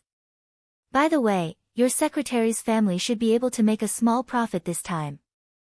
Argument comes after the argument, everything serves the argument. Though Her Majesty Empress Wu did not speak bluntly, Luo Nan still had a vague answer. Her Majesty Empress Wu concluded, if you add in the turmoil in the inner world, people from all walks of life will come one after another, forming a direct pressure. Then, this operation can be said to be well organized, far better than the rubbish we're seeing now. It's the movement of those capitalists who have ideas about Rue Wen. Luo Nan completely understood what was going on. He also understood why Her Majesty Empress Wu had called him here. It was a substantial level of meaning. He subconsciously wanted to search the art gallery with his mental senses to see if he could catch the mastermind. But he soon came to a realization. He didn't recognize those people. Moreover, this was a comprehensive probing attack. Aside from the greedy people of the inner world, the other operations were all on the level of capital and politics. They were unseeable and untouchable. How could he touch them in a short time? The effect of psychology was enormous. Though Luo Nan had yet to truly make a move, he felt extreme disgust towards this baffling art exhibition. He walked through this seemingly elegant exhibition hall, but he felt as if he had stepped into a cesspool. Her Majesty Empress Wu's words revealed a needling edge at this time. In comparison, your way of doing things makes people quite speechless. I don't need to explain the specific analysis. You should be able to understand it yourself. Since your sketches are decent, why is your behavior in society like a child scribbling? You do whatever you want without a shred of logic. Luo Nan was stunned when he was suddenly reprimanded in front of his face. Zhang Yingying saw that he was a bit embarrassed and hurriedly said, "Boss, you have to look at the powers he faces. How many days has it been since he entered the circle? It's already pretty good for him to be able to counter every move in a muddle-headed situation. Talent is needed for planning, and conditions are even more important." Conditions? Her Majesty Empress Wu suddenly stood still, bringing the other three to a stop. Luo Nan felt Her Majesty Empress Wu's gaze focus on his face. It carried warmth, sharpness, and strength. Let's talk about conditions. Let's start with the conditions you currently enjoy. Was she going to talk about the cause and effect of -137? But contrary to Luo Nan's expectations, Her Majesty Empress Wu cut in from a more macroscopic angle. Society is nothing more than the distribution and production of resources. Based solely on efficiency as a standard, everyone's treatment should be different within this established social order. Children don't have the ability to work, but they receive the treatment of children. They can act willfully and willfully, but they must have a personal attachment. Most adults possess the ability to work. They don't need to attach themselves to anyone, but they must attach themselves to the rules of society and the order of production. A small number of specialists possess special status and dignity. This is because they can allow society to operate more efficiently. Naturally, society's resources are inclined towards them. But in actual situations, there is a limit to this inclination. Even first-rate scientists have times when they need to run projects. The more Zhang Yingying listened, the more she felt something was wrong. She finally came to a realization. Hold on. Hold on. Boss, this is clearly Luo Nan's grandfather's formatting theory. There were quite a few people researching formatting theory in the current Xia City branch. As a friend of Luo Nan's, Zhang Yingying had put some effort into this. At the very least, she knew about the classification of the format pyramid. That's right. I've been researching formatting theory in addition to reading Buddhist scriptures recently, as well as its expounder. If I were to throw Mr. Luo Yuandao back 2,000 years in the past, perhaps he would be able to reach the position of Sakyamuni. Her Majesty Empress Wu seemed to give a casual evaluation, but Luo Nan enjoyed it quite a bit. He decided to temporarily ignore the slight unhappiness from being reprimanded. However, Her Majesty Empress Wu's feelings weren't within the scope of her concern. This world's apex extraordinary continued her discussion. From the birth of this theory, there is indeed a type of person in this world that can obtain nearly limitless resources from the entire society. This person's most basic standard is to be able to guide the entire society, to achieve a complete transformation. Do you think that you have the qualifications to do so? Luo Nan didn't know what to say for a time. Her Majesty Empress Wu placed the scroll on his shoulder. Luo Nan didn't know the significance of this action, but Her Majesty Empress Wu's conclusion was very clear. I believe that you are a very special existence. You deserve special treatment. But from a certain period of time, the resources poured into you by the Xia City branch have already blurred the boundaries that ought to be there. And you always give people pleasant surprises. You make people feel that you are worth the money. Unfortunately, upon closer examination, this might not be the actual output. Instead, it might be a new story in the capital market. Every day, there are stories of bubbles bursting in the world capital market, and even more bubbles blowing in. As a rational investor, we need to take a look right now and see if the project behind the story truly has the value to continue investing in. Her Majesty Empress Wu's words were straightforward. It was completely in the style of capital transactions. Frankly speaking, it was extremely incompatible with her elegant and free temperament. But Luo Nan didn't get too angry. She had already stood up for him against the extraordinary. What else could he do? What's more, it was born from formatting theory. Even if it was just a specious simulation, it was still something he could accept. There was only one point in his mind that was strange. Where had he heard these words before? The four of them stood in the aisle. The men couldn't be considered handsome, but the quality of the beauties was extremely high. They were quite eye-catching. Her Majesty Empress Wu didn't have the hobby of being admired like a work of art. She put away the scroll and continued forward. At the same time, she asked Luo Nan. What makes you special? Luo Nan didn't have a conclusion in his mind. He asked back, Your Majesty, what do you think? Her Majesty Empress Wu didn't beat around the bush. I believe that you know the direction of your own development, and you are working hard towards it. Even more fortunate is that this direction has extremely high prospects and potential for development. There really aren't many lucky people like you. The vast majority of people in the world, including Yingying, don't know their true direction. They need to hit a nail, suffer setbacks, and even take a turn on the edge of life and death in order to understand. But at that time, the state of their lives and minds won't allow them to change.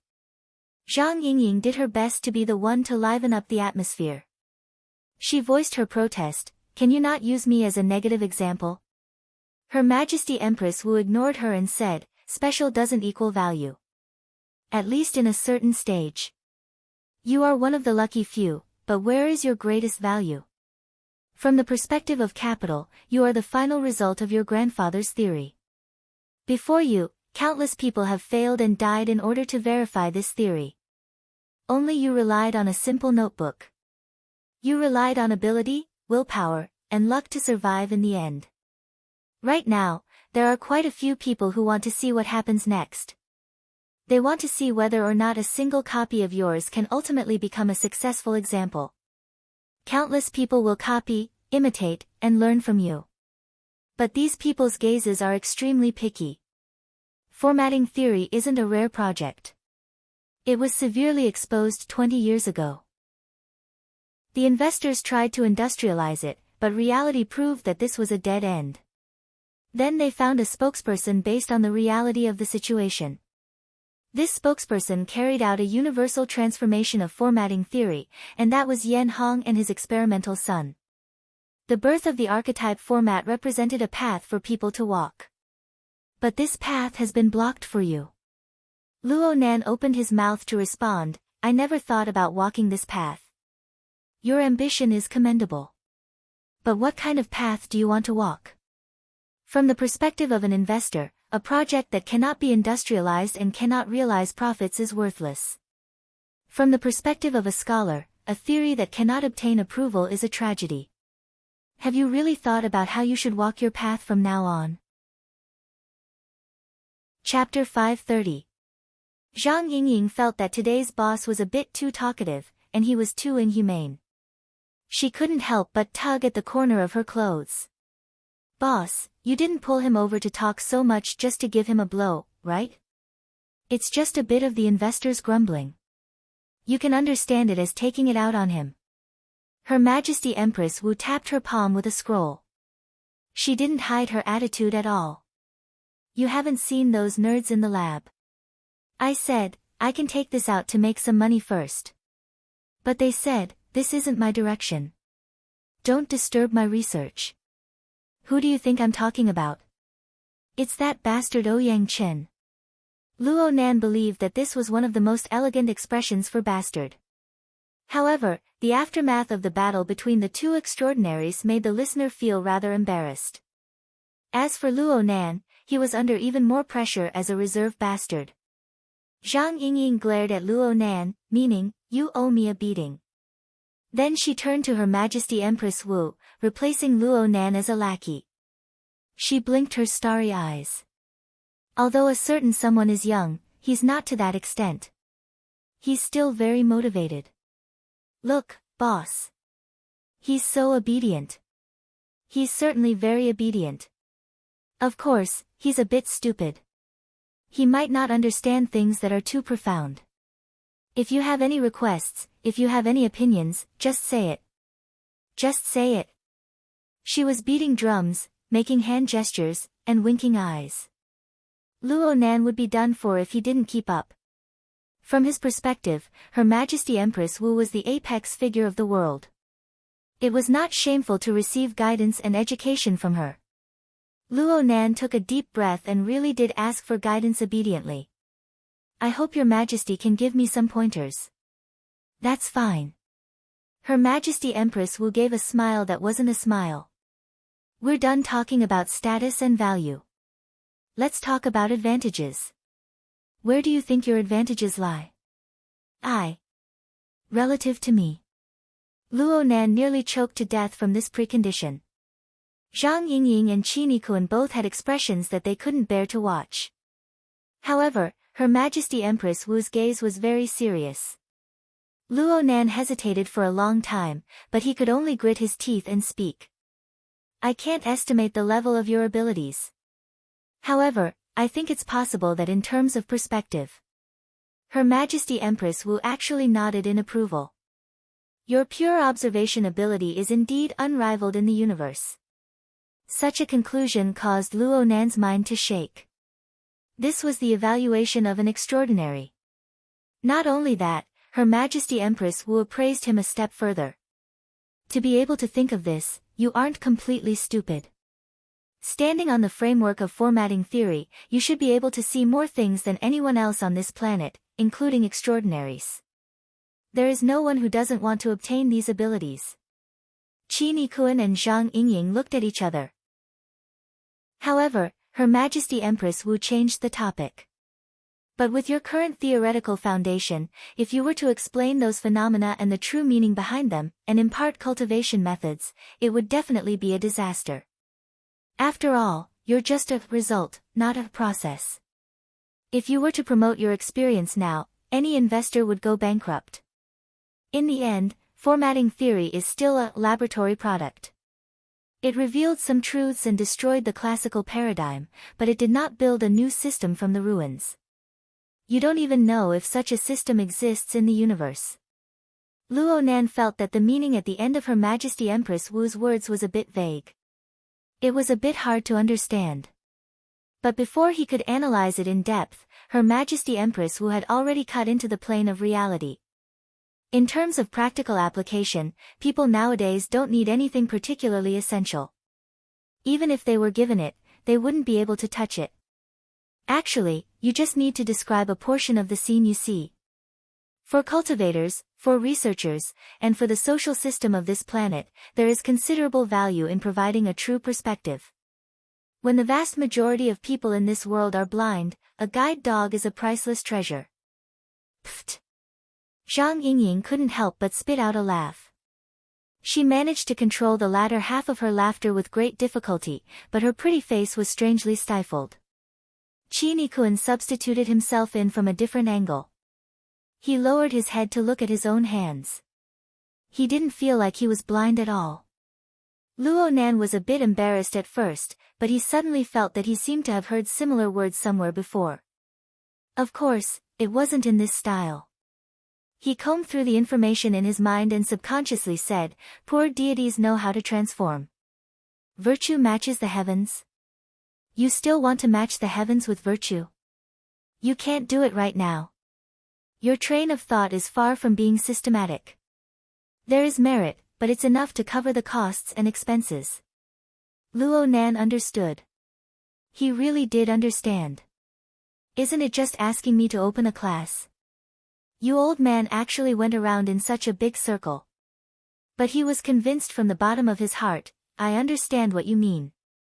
I'll go back and discuss it with worker Zhai and prepare a lesson plan. It's fine to limit it to the angle of the dripping sword. If you expand it too much, you'll directly bring them into a pit. Then I'll prepare a lesson plan and ask you to check it out. Having said this, Luo Nan couldn't help but ask, can I increase the value of my investment by opening a class? You're thinking too much. If you want to rely on education to make money, then your heart isn't black. Your ass is crooked. But education is indeed the foundation of many industries. As an investor, I have to offset the risks. I can accept losing money here and earning money there. Speaking of which, how's your history? Luo Nan couldn't keep up with the sudden jump. He could only speak the truth. Yes, it's very average. You should have some common sense. There was a very famous fellow in ancient times called Xiang Yu. When he was young, he had a very famous saying about education. It was something like, 10,000 enemies. Luo Nan laughed awkwardly. I know this illusion, but the specific content, books are enough to record names. The sword is not enough to learn. 10,000 enemies is enough to learn. Her Majesty Empress Wu recited slowly, acting as if no one else was present. Luo Nan didn't understand. Luckily, Her Majesty Empress Wu explained, the times are very different now. The sword isn't necessarily only a single enemy. Take that fellow Jin Tong for example. It's nothing for him to kill tens of thousands of people. But in essence, he is still a single enemy. A true 10,000 enemies is a system of knowledge grasped by people in the process of social development. Politics, military strategy, science and technology. On this foundation, slaughtering millions of people doesn't count for anything. Even the entire planet will be covered by this system. If you want to use formatting theory to cultivate 10,000 enemies, then you'll be on Jin Tong's level at best. But I believe that with the framework of formatting theory, you can completely become a single enemy. There isn't a single true result in this world right now, but I believe that formatting theory possesses the potential and value. And this is precisely the reason why I agreed to invest and continue to invest. In order to curry favor with investors, you should at least put on a show first. Luo Nan subconsciously glanced at Zhang Yingying. Zhang Yingying grinned and made a face. Luo Nan couldn't help but ridicule in his mind, this type of investor seemed very terrifying. Her Majesty Empress Wu continued to speak, the art of war says, soldiers. Through 5 things. Study through schemes, and search for emotions. The first is the Tao. The second is the heaven. The third is the earth. The fourth is the general. The fifth is the law.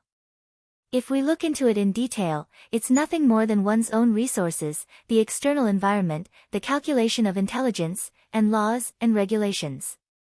For you, laws and regulations are fixed and unchanging. If you want to verify their value, you will need to see how you use other factors. There's no harm in spreading the plate a bit larger. That way, you won't have the regret of killing a chicken with a butcher's knife. This is a painting, a thesis, and also a research report. I hope you can sell it for a good price. Luo Nan was a bit stupefied at first, but he understood the meaning of these words 2 seconds later. This was the true guidance of Her Majesty Empress Wu. There were more and more people in the art museum right now. It looked like everyone was doing their utmost to appreciate the exhibits within the museum. They were racking their brains to find their value. However, everyone knew that the most valuable part was the radio waves that traveled inside and outside the art museum. Compared to the mainstream, Luo Nan's group of 4 was moving slowly, but their speed was still a bit faster. They had already reached the innermost part of the art museum, and they began their return journey along the winding corridor. Her Majesty Empress Wu was the first to turn around. She tapped Luo Nan's shoulder with her scroll. You're able to listen to my nagging, and you're able to listen. You have a future, kid. Luo Nan looked at this young literary woman who seemed to be in her 20s. She spoke in such an old-fashioned manner, and Luo Nan felt very subtle. If you think I'm a moldable talent, then add back my honor points. Her Majesty Empress Wu seemed to have seen through Luo Nan's thoughts. If your honor points are deducted, then they're deducted. There's no way to add them back. In any case, you still have a certain amount of credit. I'll just sign the bill for you. However, I can make up for it in other aspects. Luo Nan, Zhang Yingying, and Qi Nikun focused their gazes on her. They wanted to see what sort of treasure the Almighty Extraordinary would bring out. Her Majesty Empress Wu just gripped her scroll. She walked forward as if she were taking a leisurely stroll. There's a rather special situation in today's art exhibition. The organizer and the person involved are quite sincere. They didn't simply set up a stall and wait for people to fork out money. Instead, they personally came to the venue. Oh, it's those people. A small group of people were chatting in a corner of the art museum. Several brawny men in black suits were scattered around them, separating this area from the flow of people in the art museum. Her Majesty Empress Wu turned a blind eye to them. She led Luo Nan and the others over in a leisurely manner. A few men in black suits discovered them. They subconsciously wanted to extend their hands to stop them, but their bodies inexplicably went rigid. Even their facial expressions froze. There were 2 ability users who far surpassed ordinary people within the group of bodyguards. They wanted to make a move after discovering something strange, but the first thing they saw when they turned their heads was Her Majesty Empress Wu, who was holding a scroll and smiling. This time, even their thoughts froze. Her Majesty Empress Wu walked all the way to the side of the small group of people. Only now did the people in conversation feel that something was wrong. They all looked over in astonishment. Some people even subconsciously asked, "You are?" Her Majesty Empress Wu didn't engage in conversation with these people at all. She just said to Luo Nan, "Remember these faces. If you're not confident in your memory, you can take pictures. If you suffer a loss later and are in a bad mood, just choose one of them. Or you can slaughter them all. You won't go wrong." Her words caused everyone's expressions to change. But at this time, a few people among them clearly saw the faces of Her Majesty Empress Wu and Luo Nan. The blood drained from their faces. How could Luo Nan not know that these people here were the capital spokespersons who hunted for food in Xia City, as well as the bureaucrats who attempted to cooperate with them? He looked around, and the Hexier's database automatically matched them. A certain number of members of Congress, a certain number of upper echelons of companies, a certain number of famous brokers. Her Majesty Empress Wu said unhurriedly, "The vast majority of investors in the world should remember one thing. The largest investment should be placed on oneself.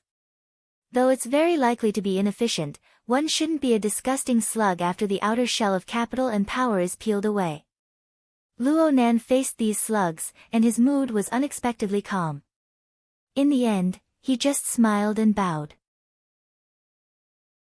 Chapter 531. The room was dusky. Only a moderate amount of light lit up near the desk to illuminate this corner. Luo Nan sat in front of the desk. The flexible e-ink screen placed on the desk reflected a glimmer of light, forming a virtual work area. It displayed the newest three-dimensional map of Xia City. Not only did it display the streets, buildings, and traffic layers on the surface, it even displayed the structure of a kilometer in depth, as well as the continental shelf structure of the surrounding sea region. This was the result of a combination of satellite images and the Society's survey intelligence. The map was zoomed in and floated within the work area. It was like a floating city amidst the clouds and multicolored light. It was small, but it was spectacular. The price of such a map was naturally exorbitant. It was sold for 1 honor point. However, Luo Nan soon pointed out 2 errors on the map. He relied on his own soul cloak ability to take back the honor points in the blink of an eye. He even made a small profit. But even so, his debt of honor points firmly crossed the -130-point threshold, and it was still accumulating further. Right now, there were over 100 flashing red dots marked on this extremely detailed three-dimensional map. Each red dot corresponded to the scene of Xia City covered by the soul cloak. They corresponded to specific life sketches in the living starry sky. They also corresponded to the lives of specific people in these complex scenes. Luo Nan's finger moved lightly, and Xia City began to rotate amidst the clouds and multicolored light. It looked like he could grab it with a single hand and then crush it to pieces. He couldn't crush Xia City, but he could slaughter these red dots and their corresponding heads at any time if he wanted to. Ever since he met with Her Majesty Empress Wu, the situation had inexplicably progressed smoothly. That person's guidance was accurate and ruthless. It allowed Luo Nan to experience the fierce methods of an extraordinary. It struck the vitals of some greedy capitalists and the Xia City government. If one were to compare the use of capital to the cultivation element, then perhaps it could be viewed as soul strength. They also needed a material body as a medium in order to exert a true influence on the real world. Otherwise, they would just be jumping numbers. At most, they would only be able to stir up waves in the hearts of people. Originally, these red dots represented members of Congress, officials, and capitalists. They were scattered throughout Xia City. They didn't need to take the lead themselves. They were able to use capital, power, and interpersonal relationships to construct an incorporeal net. They used this to drive the power of the real world. But after the fortunate meeting at the Museum of Art, a portion of the originally interwoven network in Xia City didn't suddenly collapse. It was like the frail nerves of the counselors and brokers.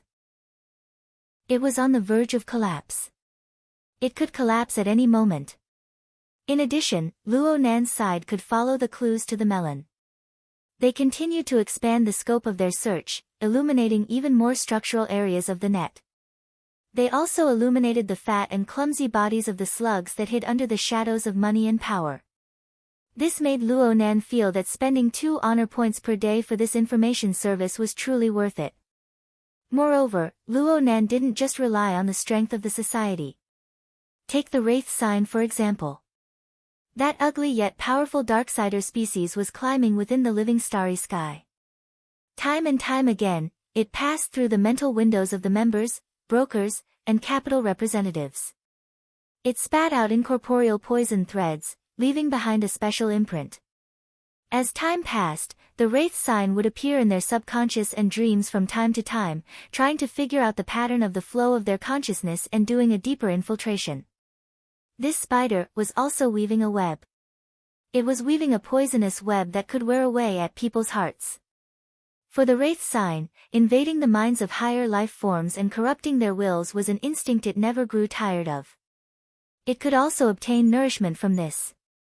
The more it did, the more energetic it became.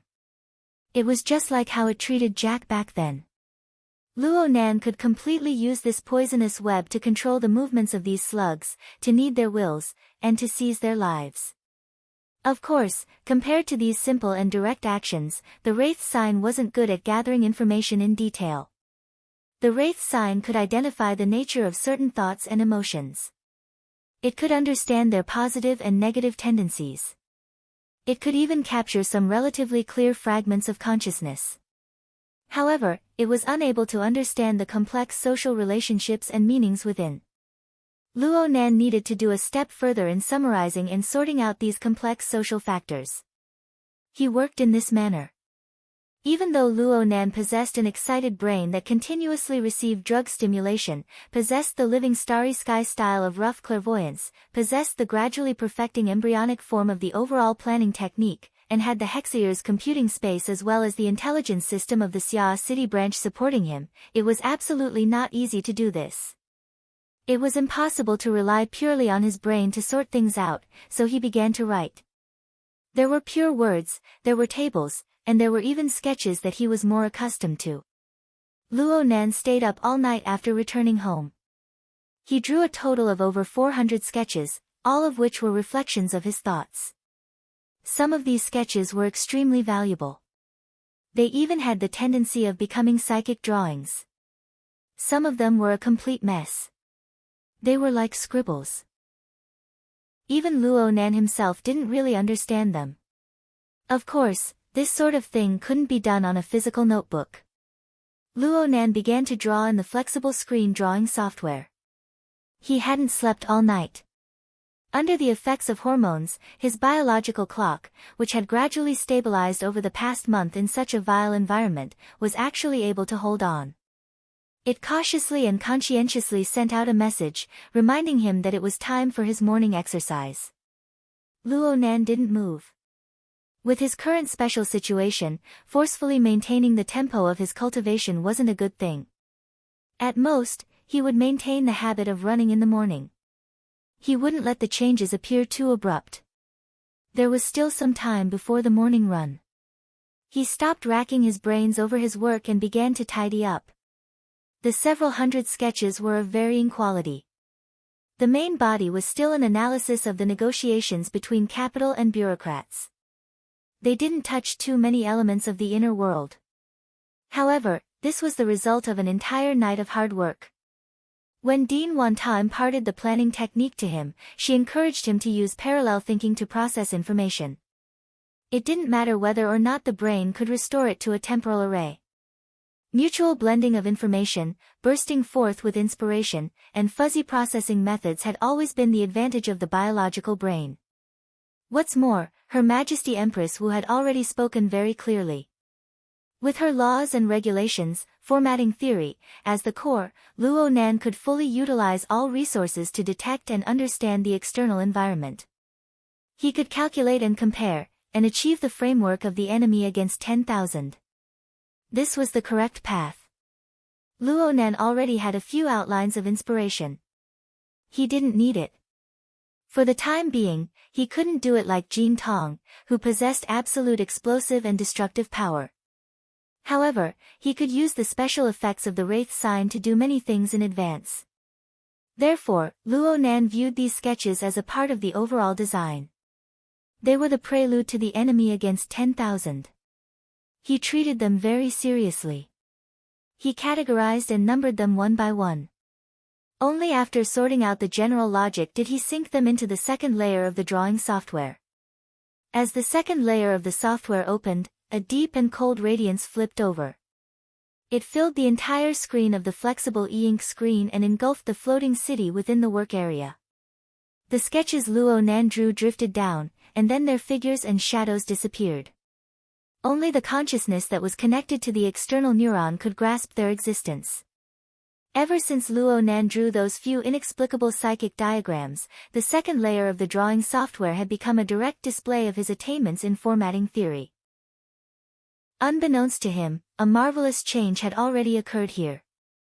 A pop-up window bearing an unknown text appeared. Luo Nan cleared it out of habit, and the interface of the void stars completely appeared. There was a virtual brain at its center. It was the newest display of the app icon and its UI in the interface of the external neuron. There was practically no difference between the two of them.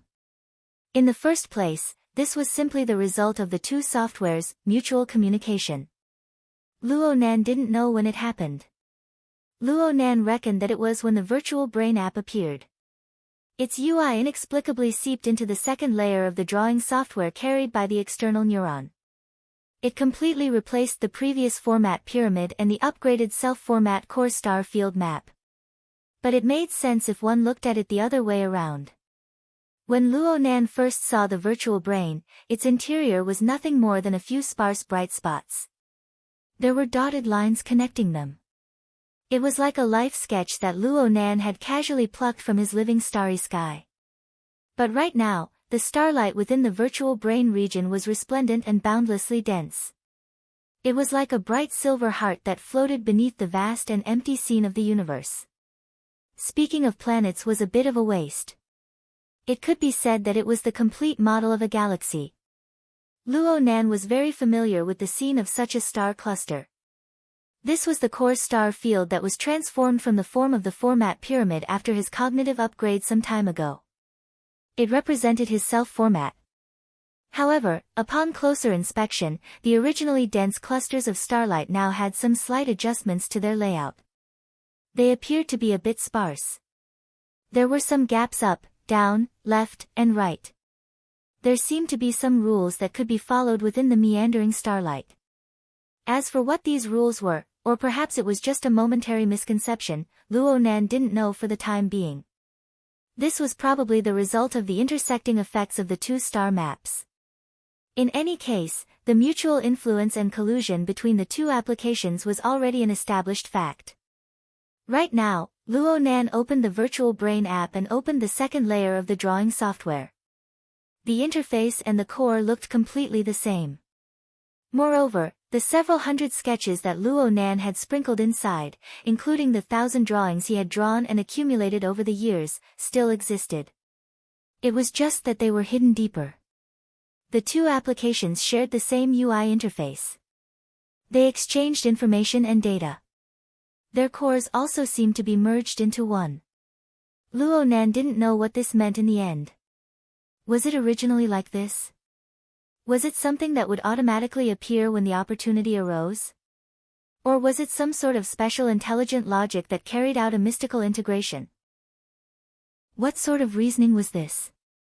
What was the basis for this? Luo Nan pondered it over and over, but he could only start with the external neuron itself. He revolved around this mystical little thing and made some conjectures. First, the external neuron changed, revealing the Virtual Brain app after he received Dean Wan Ta's coordinating technique. Was this an orderly change in the brain that led to the activation of a new function, or was it the coordinating technique itself? Luo Nan needed to verify this further. Second, whether it was the external neuron or the coordinating technique, they both maintained a certain degree of compatibility with his current cultivation system. This was a good phenomenon, and it was worth further excavating. Third, the external neuron itself seemed to maintain some sort of connection with the resources of the outside world. The two unreadable satellites made Luo Nan quite concerned. But in the end, Luo Nan was submerged in a puzzle that had been troubling him from the very beginning. This little thing of mysterious origin seemed like a dynamo core, but it was 100 times more powerful than the dynamo core that he knew of. How in the world did his father get his hands on such a precious and rare object? And why did the dynamo core use such a secretive and tortuous method to return to his hands? Chapter 532. I didn't choose it last time. Luo Nan subconsciously wanted to close this panel, but he stopped just as his thoughts moved. Her Majesty Empress Wu said that he had to make full use of his own resources to create a great article. If he couldn't even figure out his own background, how could he make use of him? Moreover, he really needed power. Every bit of increase was good. With a thought, the pop-up window disappeared. Luo Nan's consciousness clicked on the default option on the transparent pop-up window. He was not given any time to regret or buffer. His head was slightly dizzy, and the external neuron in his brain was already emitting brilliant electric light that spread in all directions. Oh, did I cause a big commotion? Luo Nan subconsciously stretched his heartstrings taut. But luckily, the lightning spread out from his brain palace, transforming from tangible to intangible. The path it followed also expanded from the polar domain's spiritual plane, dispersing into his sealed system. It didn't have any intention of continuing to expand outwards. Luo Nan was able to roughly sense that this should be a type of scanning based on the changes in the fluctuations. As for what it was scanning, he really wasn't able to figure it out for the time being. Luo Nan pondered for a long time to no avail, and there were no obvious movements for the time being. Luo Nan simply let it be. Even the system's antivirus scan would take time, let alone this. He refocused his attention on the interlinking UI. Right now, be it the warship or the exoskeleton, they were both in states that could not be read. Luo Nan was tired of looking at them, so he naturally cast his attention to the virtual brain at the center. At the very least, the other side was densely intertwined with starlight and looked much better. Luo Nan probed with his consciousness. When he discovered that the two sides were visiting each other, he had experimented with it. He could enter the fundamental image of, "My heart's a prison," that was interwoven by the heavily chained crow. He was too lazy to walk through it again. He was only concerned about the vague pattern. Did it exist or not? How should it be reflected? It would have been better if he hadn't thought about it. However, in this star domain, his brain couldn't quite work. He felt that he was surrounded by stars, and they were constantly changing. There was no beginning, and there was no end. It was to the extent that he felt dizzy and confused. Sure enough, it's not good to go too deep. Isn't it like the saying, "I don't know the true face of Mount Lu, but only because I'm in this mountain"? He immediately withdrew his consciousness and observed from the perspective of a third party. He wasn't looking blindly, but he had some clues. These were the thousands of sketches in the drawing software. They weren't stored randomly, but in a specific area of the star field, occupying only a very small part of it. Luo Nan felt that if there really was some sort of law within this cluster of stars, then perhaps they were divided into some functional areas. What would happen if Luo Nan compared them to the functional areas of the brain? He projected the interactive interface into the work area, picked up the electronic pen, and tried to sketch it out. As soon as he started writing, he felt a little strange. It was as if he was playing a childish drawing game. He remembered that the very first diagram inside the virtual brain had been connected by lines, just like a life sketch. There was an outline that ran through everything. He tried to recall, and with a few strokes, he recreated the image and placed it in a corner of the work area. The original drawing was indeed very simple. If one were to forcibly describe it, it would be similar to a human figure, like a stickman drawn by a 3-year-old child, swinging its limbs and dancing. So far, there was no point in using it as a reference. After all, the outline of the core star area had nothing to do with the stickman. People would always inexplicably become engrossed in some repetitive and monotonous work. Luo Nan had probably jumped into a pit like this. Unwittingly, he compared the dots of stars and drew for over half an hour, all the way until he was dizzy and his vision blurred. It was truly evil. Luo Nan blinked his eyes forcefully. He even used the tip of the pen to scratch his head. He was quite conflicted for a time. Wasn't it too much for him to dig out a pattern from tens of thousands of stars? But that inexplicable feeling of excitement and bewilderment. It couldn't be that he was too idle, right? And at this time, the starry sky interface faintly lit up. Luo Nan blinked once more. There was a change. The UI interface of the virtual brain app, from a conventional point of view, referred to the mapping of two parts. One was the exoskeleton, and the other was the spaceship in outer space. They were like satellites, orbiting and flying around the virtual brain, but they were both in an unreadable state. But now, a new element had inexplicably appeared on the monotonous interface, which originally consisted of one main star and two satellites orbiting around it. Luo Nan waved his hand, wiping away the lines he had drawn before. He could now clearly see that a distorted silhouette had appeared on the outside of the exoskeleton satellite. It looked like a mass of dark gray mist at first glance. This meant that the scan hadn't been completed. No, the core structure within the mist was like some sort of abstract symbol, but it looked very familiar. The dozen or so lines twisted and twisted. They seemed to be meaningless, but it was very difficult to add or subtract a single stroke. Luo Nan looked at it for a long time. It was as if the entire world would be warped. This was the Wraith sign. To be precise, it was the mapping of the core characteristics of the human-faced arachnid. Luo Nan had discovered this warped structure back then, and he named his human-faced arachnid accordingly. This was the origin of the Wraith sign. Luo Nan scanned it once. What was the meaning of hanging up my believers? What was even stranger was that this mist symbol that symbolized the Wraith sign didn't directly revolve around the virtual brain. Instead, it hung on the outside of the exoskeleton, which looked very cool, but its volume didn't quite conform to reality. It was like a satellite of a satellite. Luo Nan felt this was strange, but soon, another image appeared on the outer edge of the Wraith sign. This image was a size smaller than the mist that the Wraith sign had projected. It was like the projection of a mountain, with dangerous cliffs and jagged teeth. It was quite sinister. This toy was even easier to distinguish. Blood Soul Temple. The starry sky interface grew richer and richer. 2 more images appeared soon after, appearing on the outskirts of the Blood Soul Temple. This time, they were clearer, and they were very familiar. One of them was a vicious ape with long arms and a rotten mouth. This was Yuan Air. The other was like a normal person, covered in shadows. This was Mo Luan.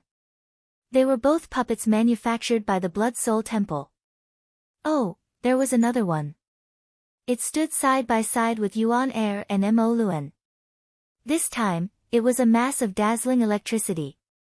It seemed to warp and transform under the pull of magnetism. It had no fixed form. With the previous elements as a guide, Luo Nan quickly confirmed that this mass of electricity should be the projection of Jin Tong's soul light seed. Now, all 3 puppets were alive. And they were a size smaller than the image of the Blood Soul Temple. They were like small satellites that revolved around the Blood Soul Temple.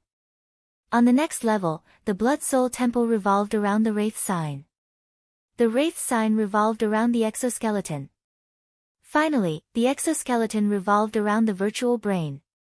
In this way, a strange celestial body system was formed with layers upon layers.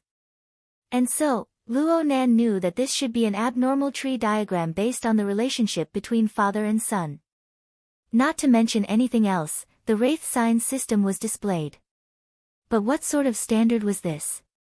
Scanning the believers. The incorporeal fluctuations of the external neuron scan seemed to cut through cat eyes and the others, but not a trace of feedback came back. And why was it mounted as a sublayer of the exoskeleton? Could it be that it wanted him to equip it?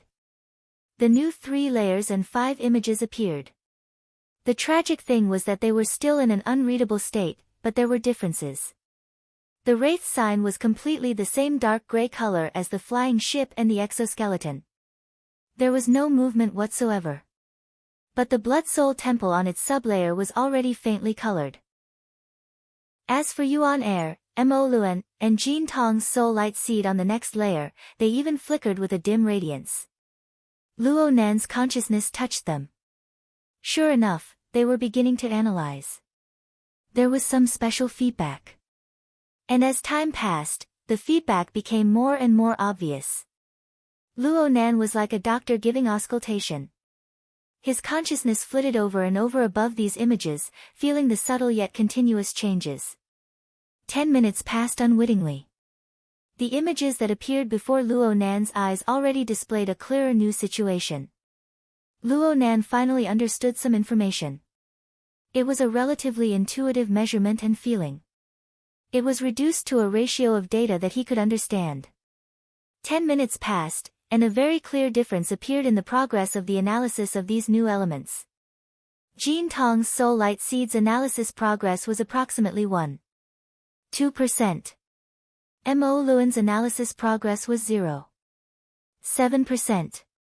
As for Yuan Air, his progress value was just 0.1%.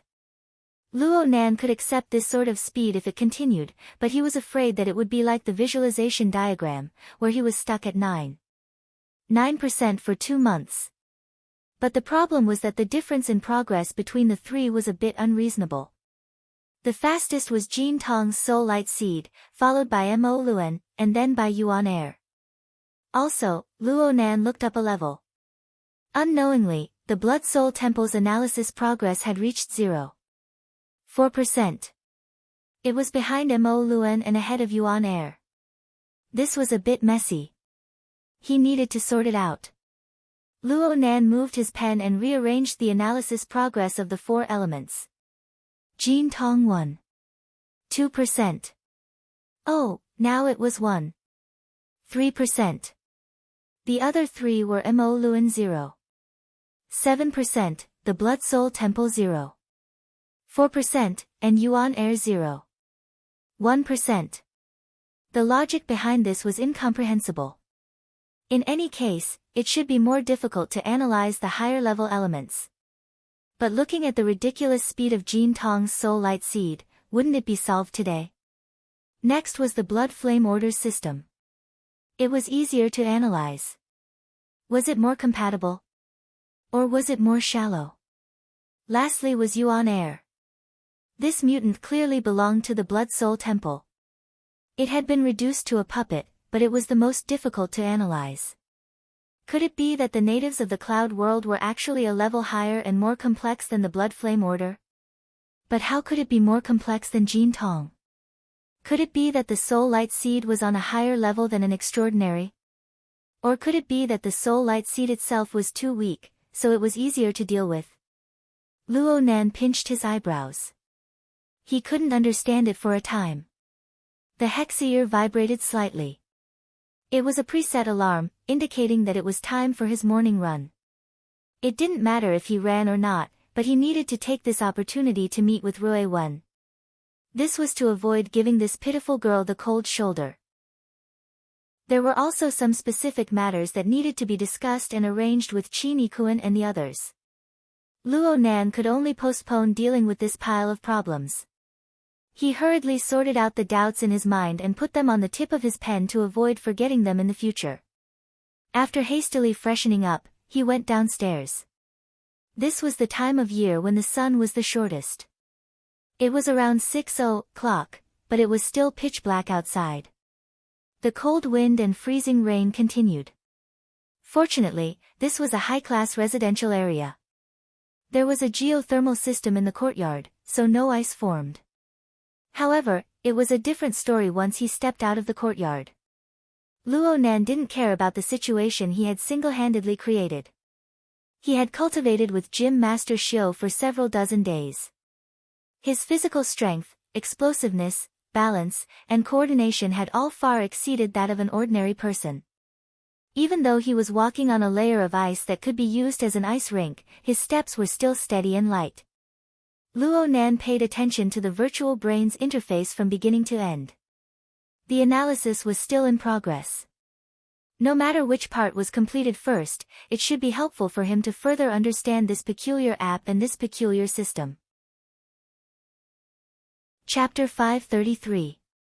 This mountain of bones isn't that strong to begin with. However, Jin Tong fought a great battle up there. His electrode golden body. I just randomly came up with this name. But his ability to use his metallized body to guide powerful electromagnetic fields is quite decent. It's precisely because of the ionization and electrolysis effects of high-voltage electricity that a large amount of bones were crushed and then glued back together. It's tantamount to refining and remodeling. What was originally a pile of broken bones has gone up in strength, and most of them have fused together. They won't break so easily. I can take them back and use them as souvenirs. I can sell them for 1,000,000 or 800,000. A white-haired old man was laughing and laughing as he analyzed the ruins left behind after the great battle in the seas outside Xia City on the inner world's famous professional review program, Physiognomy. That's right. Half of the credit for creating this mountain of bones belongs to Jin Tong. But the structure of the mountain's terrain and laws should have nothing to do with him. He doesn't have this artistic sense. Plus, I feel that I should have seen a similar design a long time ago. That's right. That's right. It possesses the elements of the inner world. It has appeared before, but there hasn't been any trace of it for a long time. I've almost forgotten about it. Besides, you shouldn't be asking me this question. The gorgeous host's exaggerated expression of astonishment could be translated as, Motherf *****. Did we find a scammer to cheat us out of our appearance fees? Of course, this was just a misconception caused by the host's lack of skill. In reality, when the program, Physiognomy, spent a lot of money to invite this white-haired old man, the veteran extraordinary Ghost Eye Che-E, to participate in the program, the Inner World's viewership ratings reached a terrifying 77% during last night's primetime slot. This kind of data meant that, aside from a portion of people who wandered the wilderness and didn't have the ability to watch, practically 99% of the Inner World's members were watching and studying this program.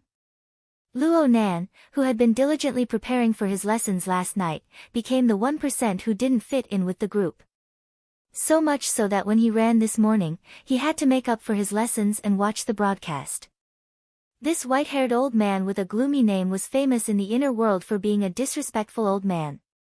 He once used his X-ray vision ability to wreak havoc for a time, making countless enemies.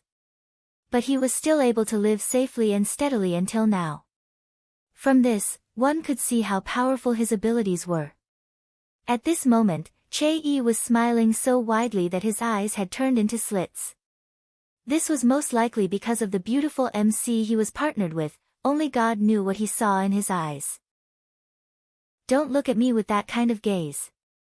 Don't you think it's more fun to dig deep into your body and mind than to look at this mountain of bones? You're taking advantage of me again. The beautiful MC cursed under her breath as she put on a curious expression. You mean, here, give me the controller. Yes, let's focus on it. The first-hand video from Zhang Ji's live stream was fast-forwarded under Che-Yi's control.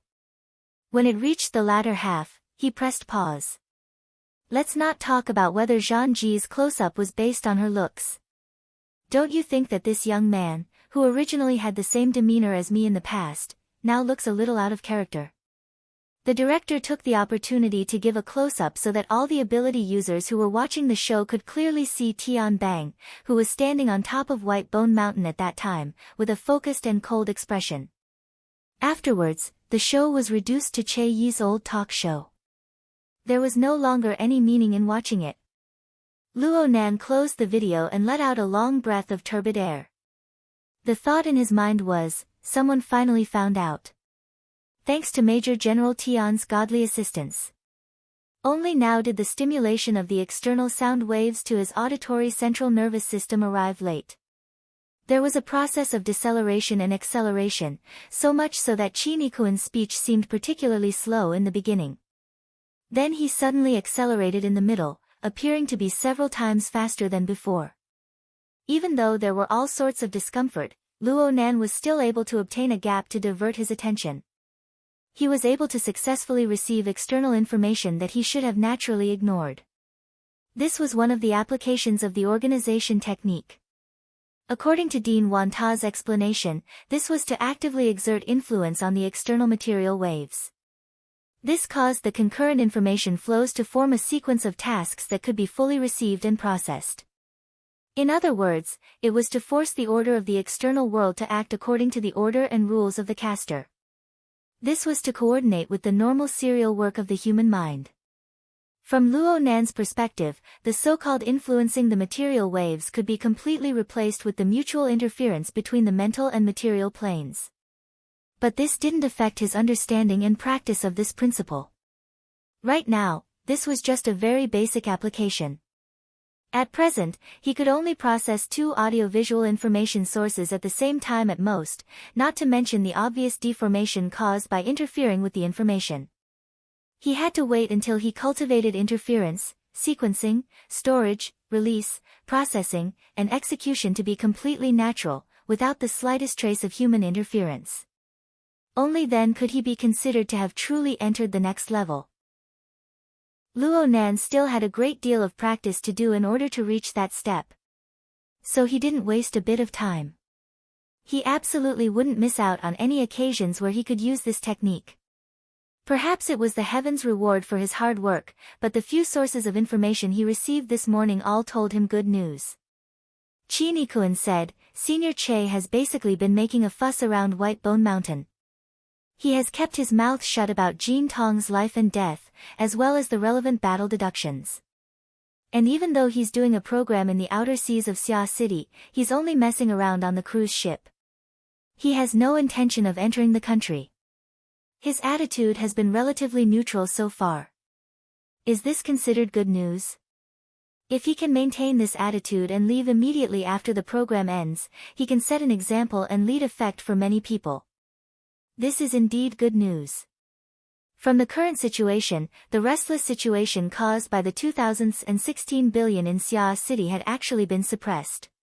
Perhaps it was because hundreds of corpses had been strewn across number 9 and number 10 of Xia City in a single day and night. Perhaps it was because Jean Tong's life and death were unknown. Perhaps it was because the dark hand that colluded with the government, the military, and the merchant had been ruthlessly slapped. And Luo Nan wouldn't overlook the crucial role played by the Xia City branch in this matter. Half an hour ago, the Finance Committee controlled by Her Majesty Empress Wu had sent over the bill of honor points he had consumed yesterday. Compared to the impactful numbers in last week's general ledger, the daily accounts appeared dull and trivial. But the ledger that was pieced together bit by bit told him in the most direct way what kind of work the entire system of the Xia City branch had done in order to maintain this situation. And what kind of expenditure would it be if converted to the wealth of the secular world? But then again, Her Majesty Empress Wu didn't issue the bill to slap him in the face or make a fool of him. It wasn't to make him remember, reflect, or feel guilty. The practical significance lay in the fact that he had to take several dozen factors that appeared on the bill into consideration when formulating a battle plan. If he didn't do this, he would never be able to be considered comprehensive. He would always need others to wipe his ass from behind. It was absolutely not an easy task to take all the elements into consideration. Under normal circumstances, he needed an enormous staff. But the problem was that some extremely private personal elements could not be made public to the public. This was true even for Her Majesty Empress Wu and President Ouyang. Luo Nan, who was in the novice stage, needed to keep many more trump cards hidden. How to reconcile the relationship between thoroughness and secrecy was a problem that Luo Nan had to deal with. Her Majesty Empress Wu's requirement of being a match for 10,000 people corresponded with this. Luo Nan needed to frame the outline of a train of thought early on, and it couldn't be too small. He needed to have a clear goal, a broad layout, and even more, he needed to have a core method. When this backbone was determined, Her Majesty Empress Wu's bill could play an enormous role. He could use this to sort out clues, fill in loopholes, and stimulate inspiration. Right now, Luo Nan really did have an outline in his mind. He just needed to build a framework. He had already experienced success more than once. It was just that this time, the scope was much broader. Basically, as long as the soul cloak covered the area, as long as the wraith sign and the other believers were effective, it was all within his attack and defense range. Yes, there were also the resources of the Xia City branch. He would never forget Her Majesty Empress Wu's warning. He even drew inferences from one example. Not only did he need to see the resources, he also needed to see the opposite of the resources. His battlefield was far vaster than he originally estimated. It was far more complex. But what was very miraculous was that as Luo Nan gained a deeper understanding of the situation, he unexpectedly discovered that his operating space within it was constantly growing. It was like the network of red dots on the three-dimensional map of Xia City this morning. It was an angle that he had never thought of before, but it was unexpectedly easy to get his hands on.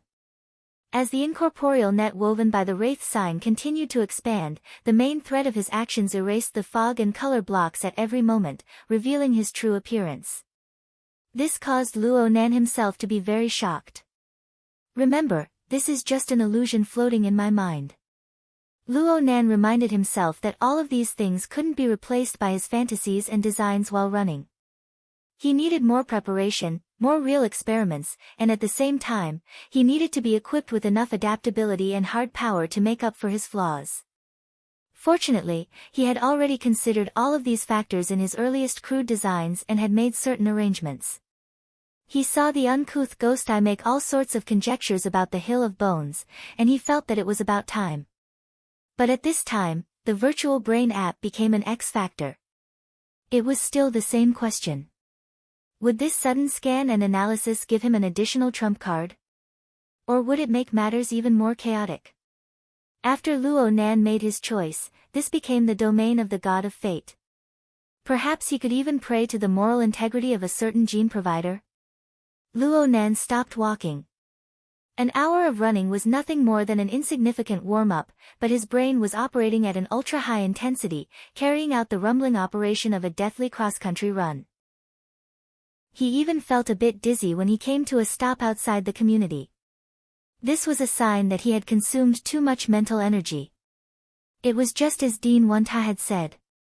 The overall planning technique was never a technique that saved effort. It just allowed the brain to consume energy at the same time as it became more efficient. Qin Ikuan, who was running with him, gave him a thumbs up, turned around, and left. Luo Nan subconsciously paid attention to the virtual brain's interface, looking at the analysis progress of each new element. Then he saw, Jin Tong's soul light seed was still far ahead, and it simply looked like a bug had appeared. Analysis progress, 37%. The other 3 items added together were far from enough to make up for it. What was going on? Could it be that Jin Tong's specter was going to jump out after breakfast to take his life for revenge? Chapter 534. Today's breakfast time looked no different from the usual atmosphere. His uncle had just finished his duties as head chef. He sat in the main seat of the dining room and browsed the news. After his aunt finished arranging the bowls and chopsticks, she sternly berated the laziest Mo Peng to go downstairs. Mo Ye sat at the dining table early, but there was a diet meal placed in front of her. Though Mo Ye's figure was absolutely outstanding, who told the camera to make people look fat? Rumor has it that Ming Tang culture had made up its mind to let her have the golden edge of a high-quality idol outside of her identity as a rock singer. Mo Ye, who had yet to stabilize her footing, was still enduring silently for now. At least this was what Luo Nan believed. After the drowsy Mo Peng came down the stairs, his aunt turned to Luo Nan and said, "Are you free after school today?" "Oh, no." Luo Nan answered obediently. Actually, he already knew what his aunt wanted to say. According to the report from the director of Wanta, his aunt had already made some sort of mental preparation yesterday. She specifically made a phone call to make an appointment to go to the orphanage today. Naturally, she wanted to meet with Rui Wen. Sure enough, his aunt's next words were, "I've already been delayed for a day yesterday. I have to go to the orphanage today no matter what." According to what you said, a little girl like Rui Wen should be more sensitive mentally. Since we have to help her and take care of her, we can't be distant. You have good intentions. But you're thinking too much. Rui Wen was the most special person among the people Luo Nan knew. She was silent and reserved, and she naturally maintained a distance from others. She wasn't that serious. She was cold and aloof, but she was very obedient. Luo Nan felt that this little girl's way of thinking had already pulled apart from normal people during these 2 days of interaction. She was like a crow that mingled in the human world. She used a perspective that transcended the species to observe the world. No, perhaps she didn't even observe. She just drifted with the flow and lived. Luo Nan even thought that perhaps all of her willpower and pursuits had been completely extinguished the moment she stepped onto the road of adjudication and Jack died. Luo Nan obviously didn't wish for Rui Wen to become a walking corpse, but he didn't have any clues regarding this. Perhaps sending this little girl to a normal family life would cause her to change. But there was a very delicate problem. Could Luo Nan and his family provide this kind of life? It's okay. I went yesterday. After Mo Ye chopped up the lettuce with her dining knife, she felt a little better and finally had the mood to reply, "Rui Wen, she's still very cute. That orphanage isn't bad either. Although the location isn't too good, the environment inside is really good. I heard that the entire design and decoration was done bit by Director Wan and the children. It's simple and warm. It's really pleasing to the eye and has a lot of style. Then did you know that your sudden arrival caused chaos in the orphanage and also forced Ruewen to cross a distance of 60 kilometers to flash back and act cute? Luo Nan buried his head in his kanji, cursing endlessly in his mind. Also, he actually thought that Ruewen was very cute. Was this a sign that they were fated? In addition to praising Ruewen and the environment of the orphanage, Mo Ya also had a good impression of Dean Wan Ta. That Dean Wan is also quite charming. He is a very dedicated and warm man. I heard that he used to be a traveler, but after he gained some enlightenment in the wilderness, he came back to do charity. He's a very down-to-earth person.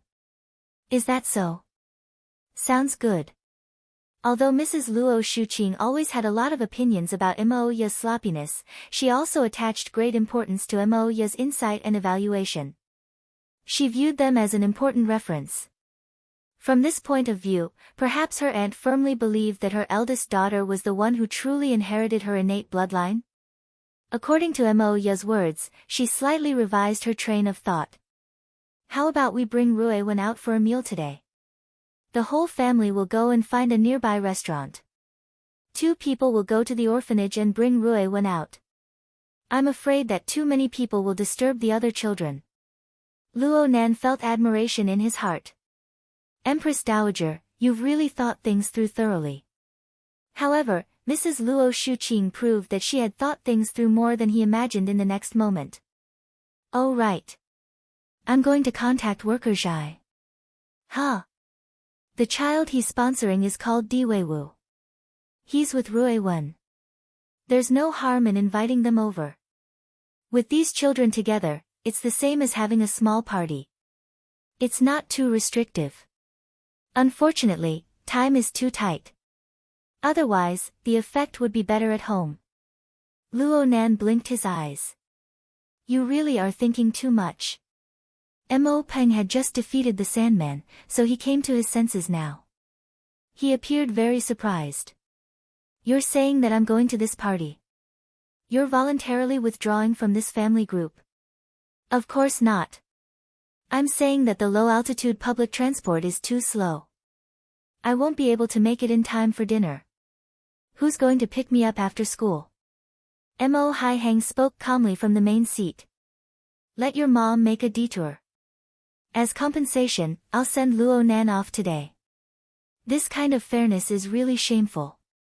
Mo Peng was like a dog in grief and indignation, but he could only swallow the bone his parents threw at him. Luo Nan turned his gaze in slight astonishment.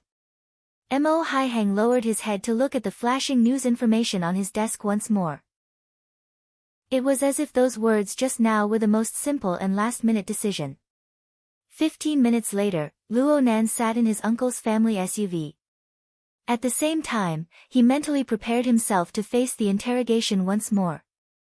With this mentality, the gaze he cast at the driver's seat was actually quite bitter. You didn't do any proper work in class yesterday, did you? Looking up information and data wasn't a big deal. Finding false information wasn't a problem either. But that was all bought with points. Luo Nan really felt tired from dealing with such a scheming elder. But unexpectedly, his uncle continued the topic of Ruewen on the road. He probed more into Ruewen's temperament, mental state, and other elements. These were the things Luo Nan had been mulling over all this time. It was inevitable that he would say a few more words. He would discuss how to better integrate Ruewen into the world of normal people.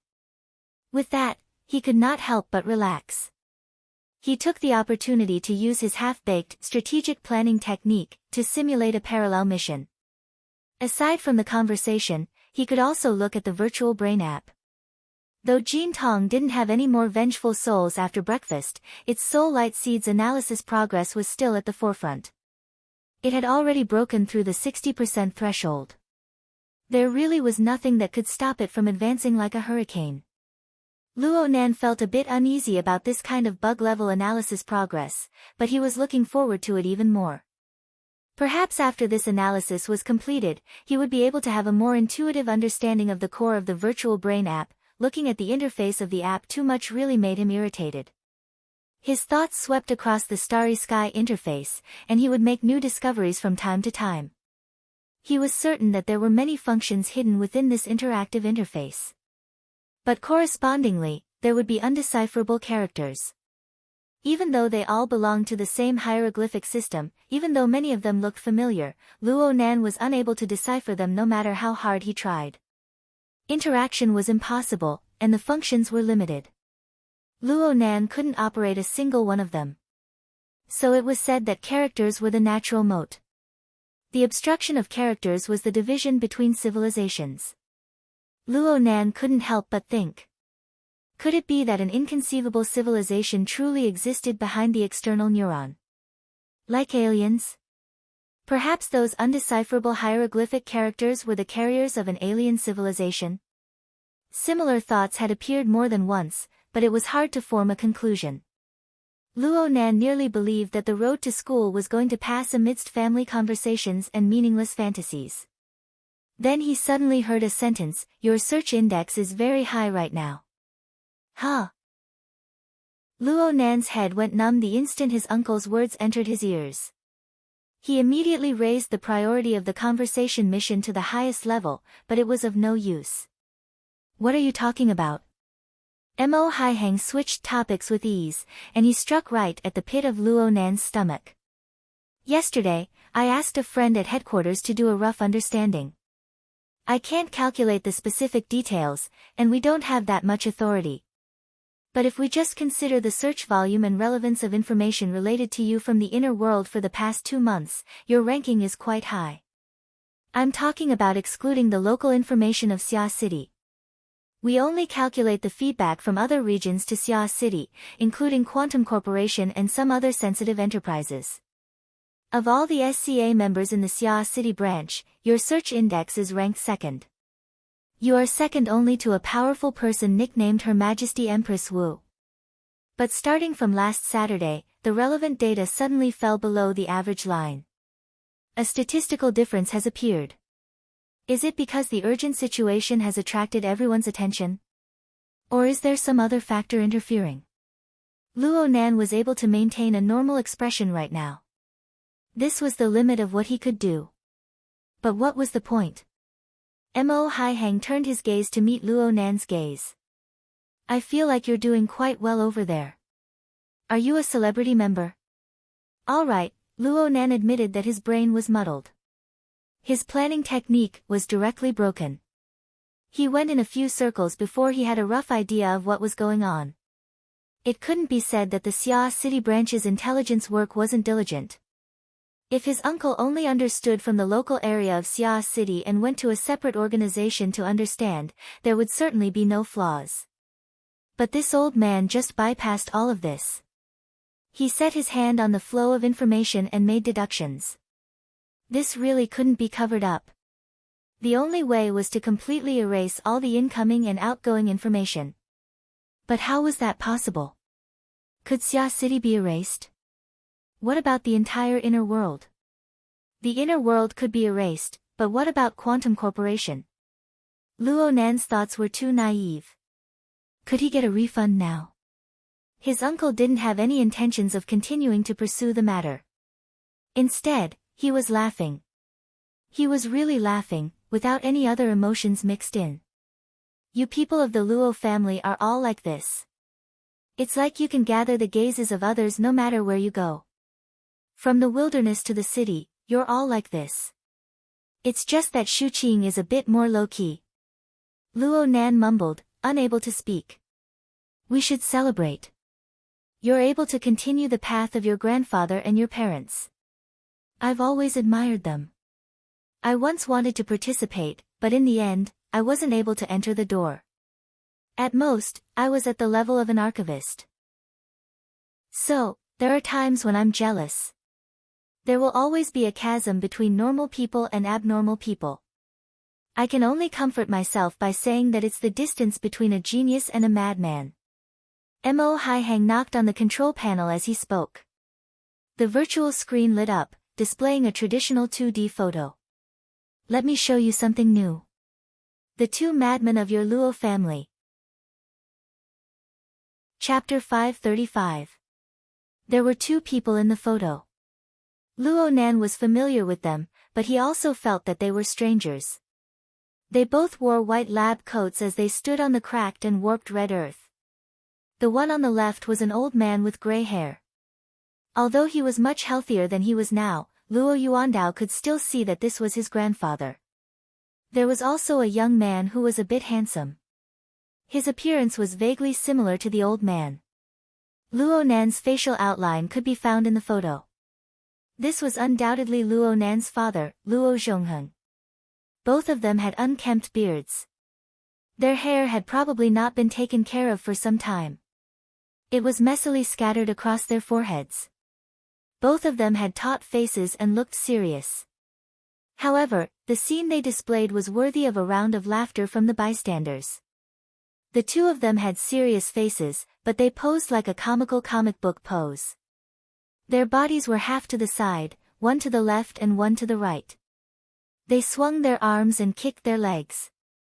Their forelimbs were bent and their heads and necks were in an upright and unafraid pose. It was like the most tragic scene of Swan Lake. Luo Nan really did laugh. Perhaps this was the first time in many years that he had seen someone reveal a smile.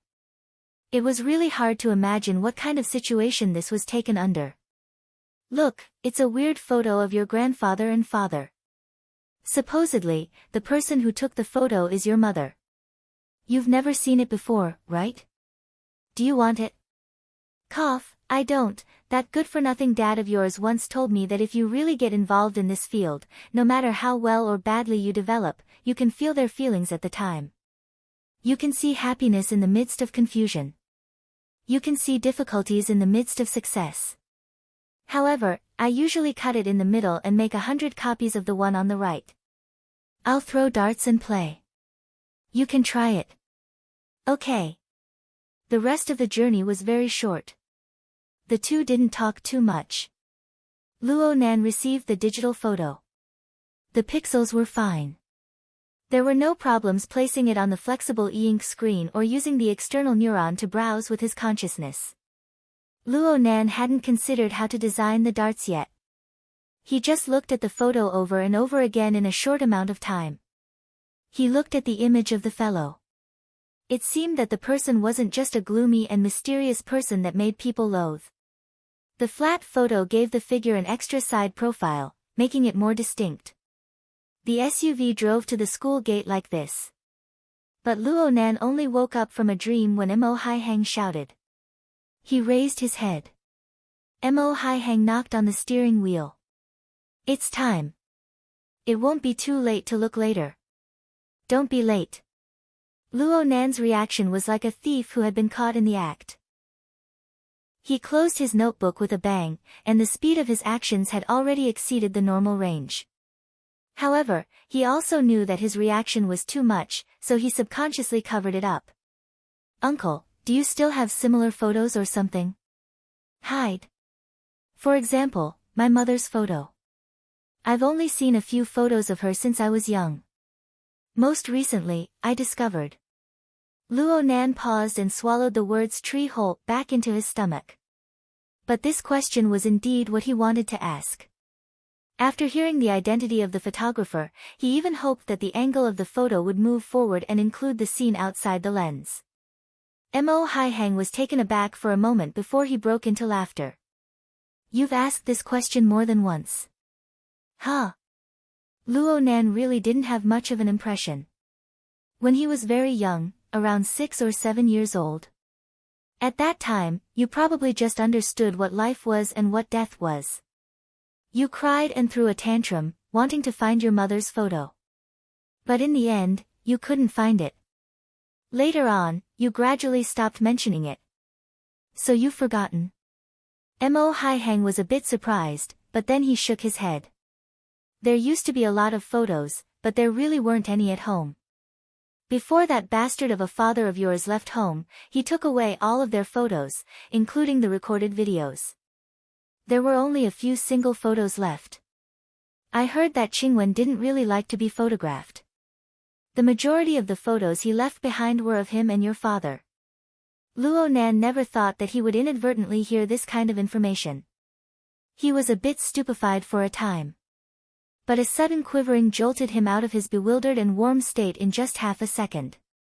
2 seconds later, the security team that had been following them all this time sent out a warning. Suspected sniper. 2:00 clock. Distance 2,700. Altitude 104. This was a simple warning only for Luo Nan. The corresponding tactical coordinates were transmitted to the members of the team through other channels. Luo Nan didn't need this warning. He just received a reminder, there was still an immeasurable distance between him and an ordinary, simple, and regretful life. And there was a tendency for the distance to gradually grow. Such reality made him feel helpless and resentful. But he couldn't show it on his face. He could only brew it in his heart. Luo Nan took a deep breath. Then he revealed a smile to his uncle. I remember now. So I need to go through it properly when I get home, right? Then, I'll see you tonight. He prepared to open the door and get out of the car as he spoke. Mo Haihang reminded him from within the car. Don't forget about the dinner tonight. Also, bring an umbrella when it rains. Oh. Luo Nan didn't mind being drenched by the freezing rain he had personally created, but he still obediently picked up the portable umbrella he had prepared. Soon the umbrella unfurled. At nearly the same time, a low curse came from several kilometers away under the curtain of rain. The corner of Luo Nan's lips twitched slightly. He waved his hand at his uncle in the car and walked over the wet ground toward the campus. But Mo Haihang called out to him before he even took 2 steps. Luo Nan. Luo Nan turned his head and walked back subconsciously. But Mo Haihang had him walk around the car to the driver's seat. Luo Nan walked over in a daze. He lowered his head and saw the car window roll down. He was just about to ask what was going on when he saw Mo Haihang reach out and pinch his cheeks. Ah! It must be said that the relationship between this uncle and nephew was harmonious, but their body language was always very restrained. From their perspective, this was an intimate contact that was rarely seen in over a decade. Luo Nan's face was a bit distorted as he stood outside the car window in a daze. Mo Haihang laughed as he rubbed Luo Nan's apple cheeks.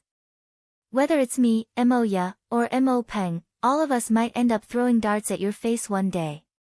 Rather than that, it's better to do this to your face. You understand, right? Luo Nan's face didn't hurt, but there was a problem with his fine control. In the end, he could only grin.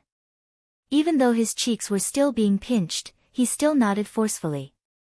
His uncle let go and Luo Nan turned around. He was in a sorry state a moment ago, but now he was calm. It was precisely because he understood that he had to do it. Mo Haihang's car drove away, but Luo Nan didn't look back. He walked slowly towards the campus and sent a message to the security team at the same time. Target eliminated. Malice value full. Threat level low. A whistle came from the other side. It came from Cat Eyes. Pitiful observer. That brother just took a scope. But he still has a gun box next to him. These observers were often not members of the inner world. They were only active in the gray area where the mortal world and the inner world intersected. They certainly wouldn't be the main attackers, but they could become professional criminals at any time as long as the order was given and the reward was in place. It wasn't a big deal to kill a small bug like a chicken. But if the brain of a monkey was smashed to pieces, the results should be even better. Luo Nan spun the handle of his umbrella, stirring up the curtain of rain around him. It just so happened to be the experimental stage. So let's begin. East of Xia City was over 200 nautical miles away from the original discovery site of White Bone Mountain. This was already the international waters region. A certain luxurious yacht bobbed up and down in this sea region. Light, electrical waves, and sound interweaved together in a cabin on the 2nd floor. Number 4's foot eyes have gone blind. 'Cause of death. Basically, it can be determined to be the dripping sword. The sensors have responded, and the cranial pressure has clearly risen. Excellent.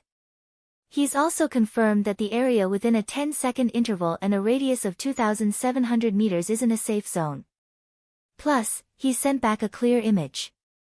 Right now, number 5 is already on standby. Oh, this scum.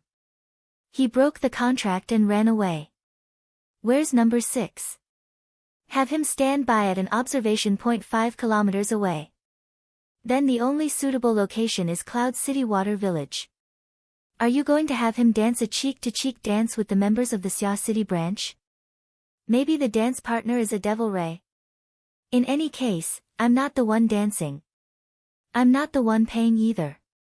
Someone grumbled at this time, why are they called eyes? Are their photoreceptors bad? Because you won't be able to find 120 million similar professionals. Fine.